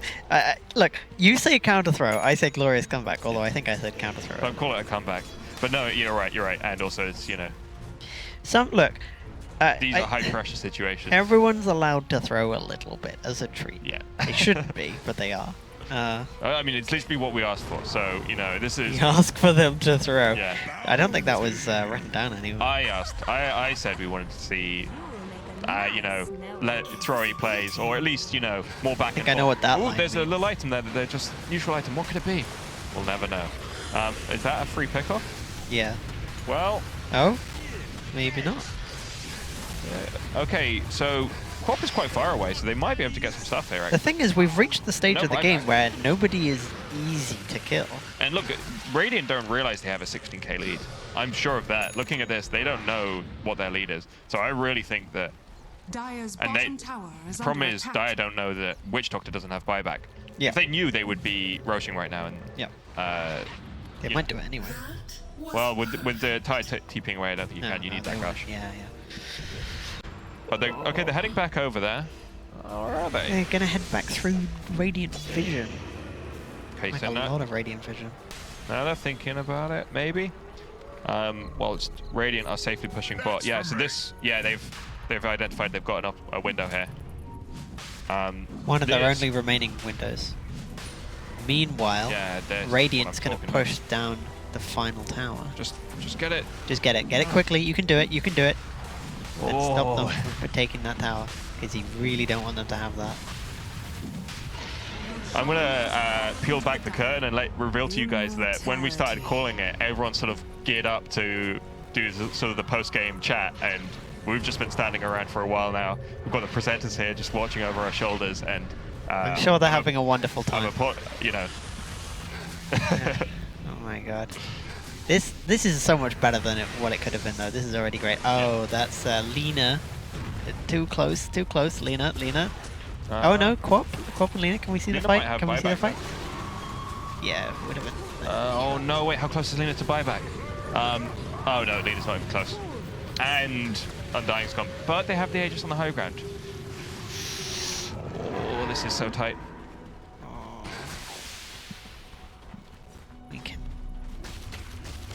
Wait, Radiant don't know whether they have buyback or not. Yep, they don't know. But they'll at least try and force it. Yeah.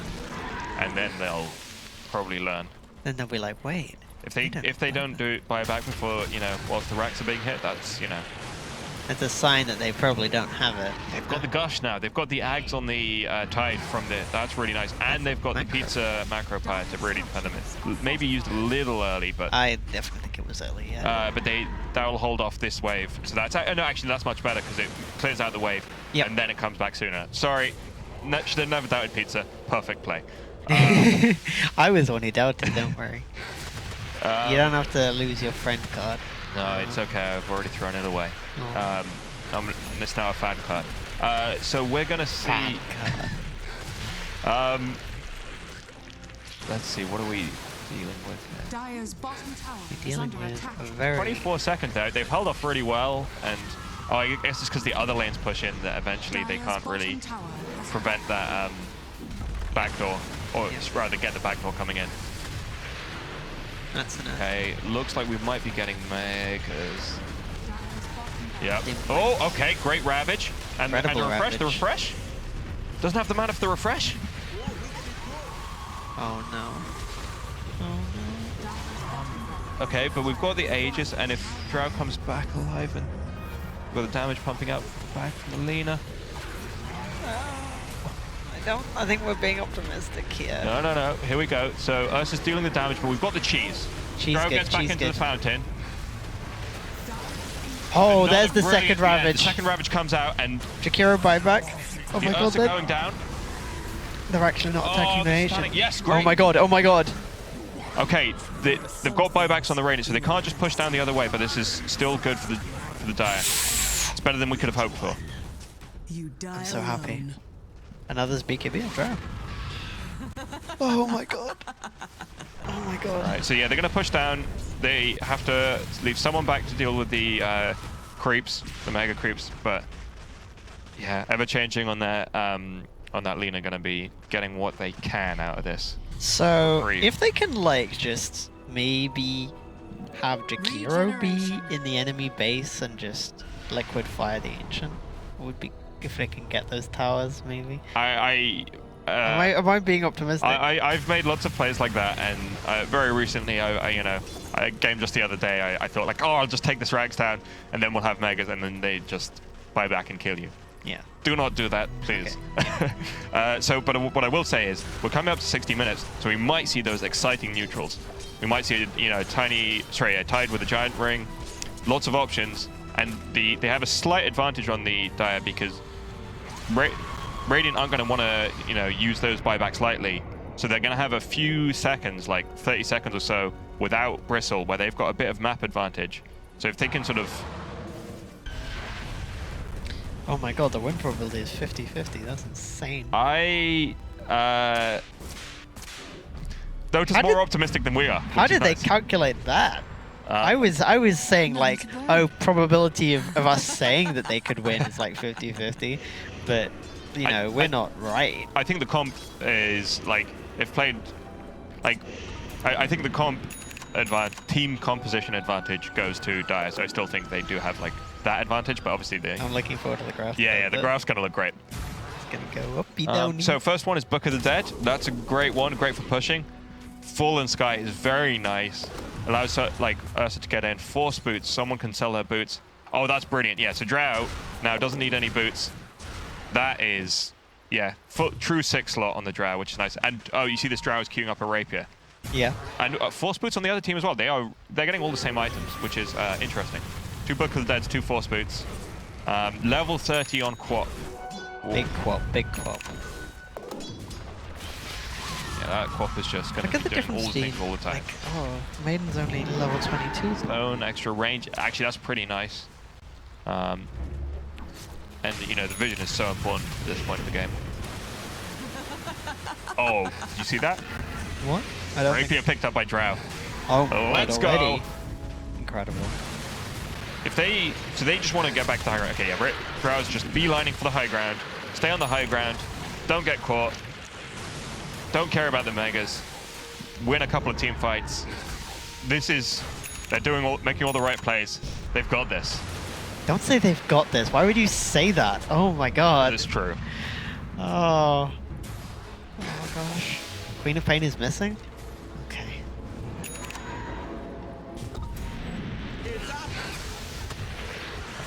This is a terrifying situation. Okay, there's something weird going on. They've got all the same items. Arcanist armor. Okay, that one's pretty nice. That's some nice damage reduction. Is there maybe a bug that forces like level 5 neutrals to like be shared? Or maybe there just aren't that many level 5 neutrals. I saw there were more though. It could be intentional actually. Maybe at the end of the game you don't want to have that much randomness or something. I don't know. No, that doesn't sound very Dota. Yeah, that doesn't sound Dota at all. That's not Ice Frog. There's just a gem sitting in the Roche pit. Cool. Oh, does that actually give vision? Is that like a little cheat? It does, yeah. Yeah, okay. Which team is it? I guess it's Radiant because they've got the sort of map advantage around there. But that's fine. They can take the Roche, but Drow doesn't. Oh, whoa! What's happening here? We've had the Ravage used, and I guess the Quap. That's really nice. Pick up on the Quap. The Drow is getting caught. Oh no! But they've got BKB. If they just get off, if they drop that, that's huge. With Disarmed, BKB. Oh no! No BKB. No, sorry, no buyback. Yeah, and if Rapier dropped. If they don't They've dropped the rapier. Oh. Oh no, they spotted it. They spot it. Oh. No buyback on Drow. Yeah, that's really unfortunate. They were just looking for that force staff up onto the high ground, but the trees were body blocking them so that they were facing in the different directions. But now this is looking really tough. I really don't want to say never. Never say never. Never say never. This is insane. I think if anything, just demonstrates how Dota can be. Yeah. This has been a beautiful game. Beautiful to watch, but surely now. Surely now. Wow, great play. Great play by both teams. Really amazing to watch. Absolutely glorious. Absolutely glorious. I say Peach is still MVP, of course, but you know. I mean, I think MVP for that team. Yeah, for that team. We'll see who is the MVP on. Might I have been think. Quarter Mistress again. Yeah, I think maybe. Or I think, Ursa. Oh yeah, Ursa actually. Ursa did really well. I think part of the problem is I spent so long time thinking that Dia was going to win from that perspective where they were really ahead that I'd like already decided who my MVP was, and then they started losing, and then they started winning again, and then they started losing again. But they were like, at the end of that game, it was a 30,000 gold lead for the Radiant. Pretty huge.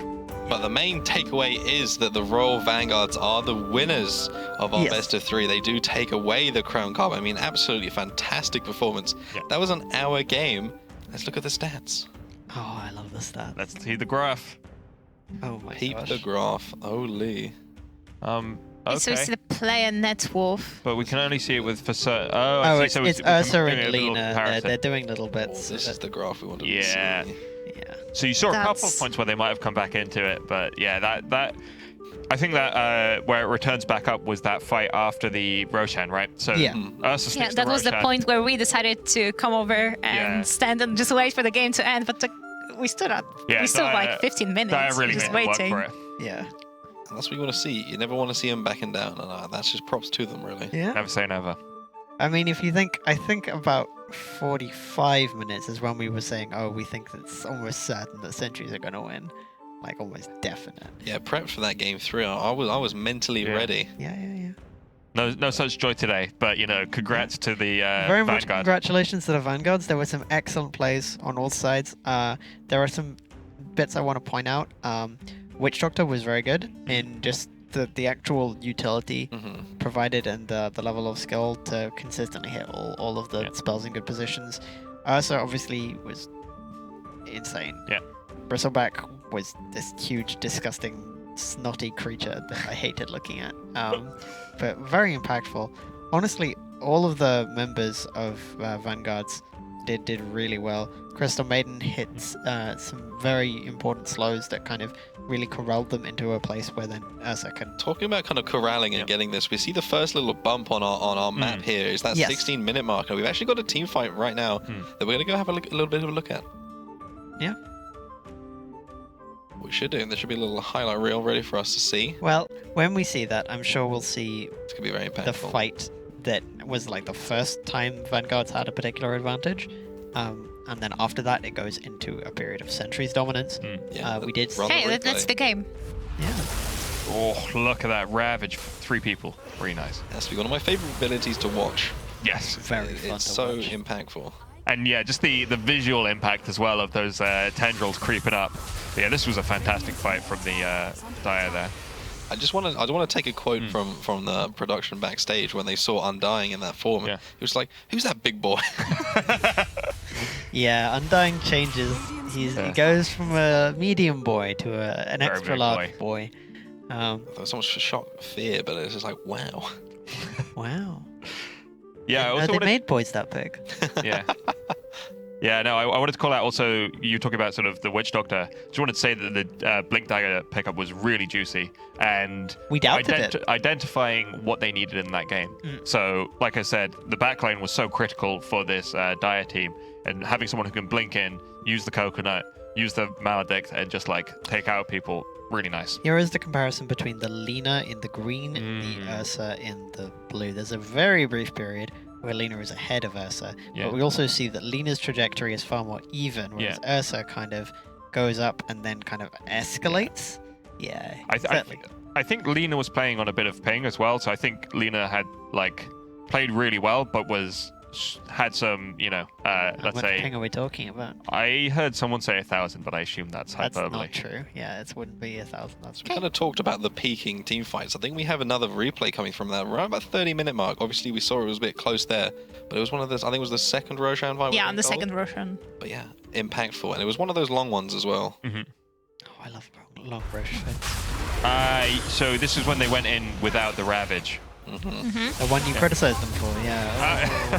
I think that they were forced into that kind of. I would call it relating to. I related to the mistake. Felt close for quite a long time as well, but then as you see, the Ursa gets into that kind of backline area, and it's just it's rough from there. As I say, I'm a Tide player, and I know so well that feeling of like we might be able to do it. We don't have Ravage, but we're so strong right now, and you don't realize how much that Ravage is critical to your like team fight. It was so close throughout, and you are right. If that Ravage was in such a tight space, if that was kind of used, and then refreshed, it would be absolutely massive in that kind of team fight. So yeah, again, it was well played for obviously the Radiants, the Vanguards to punish that, and to maybe know the cooldowns. It's one of you get to this level, you know the cooldowns, you know when they're going to have the things up, so you can punish them properly. Yes. And that was just like kind of one of the bit of a differences between the two teams. The Vanguards were really out there punishing the kind of mistakes the Sentries were making.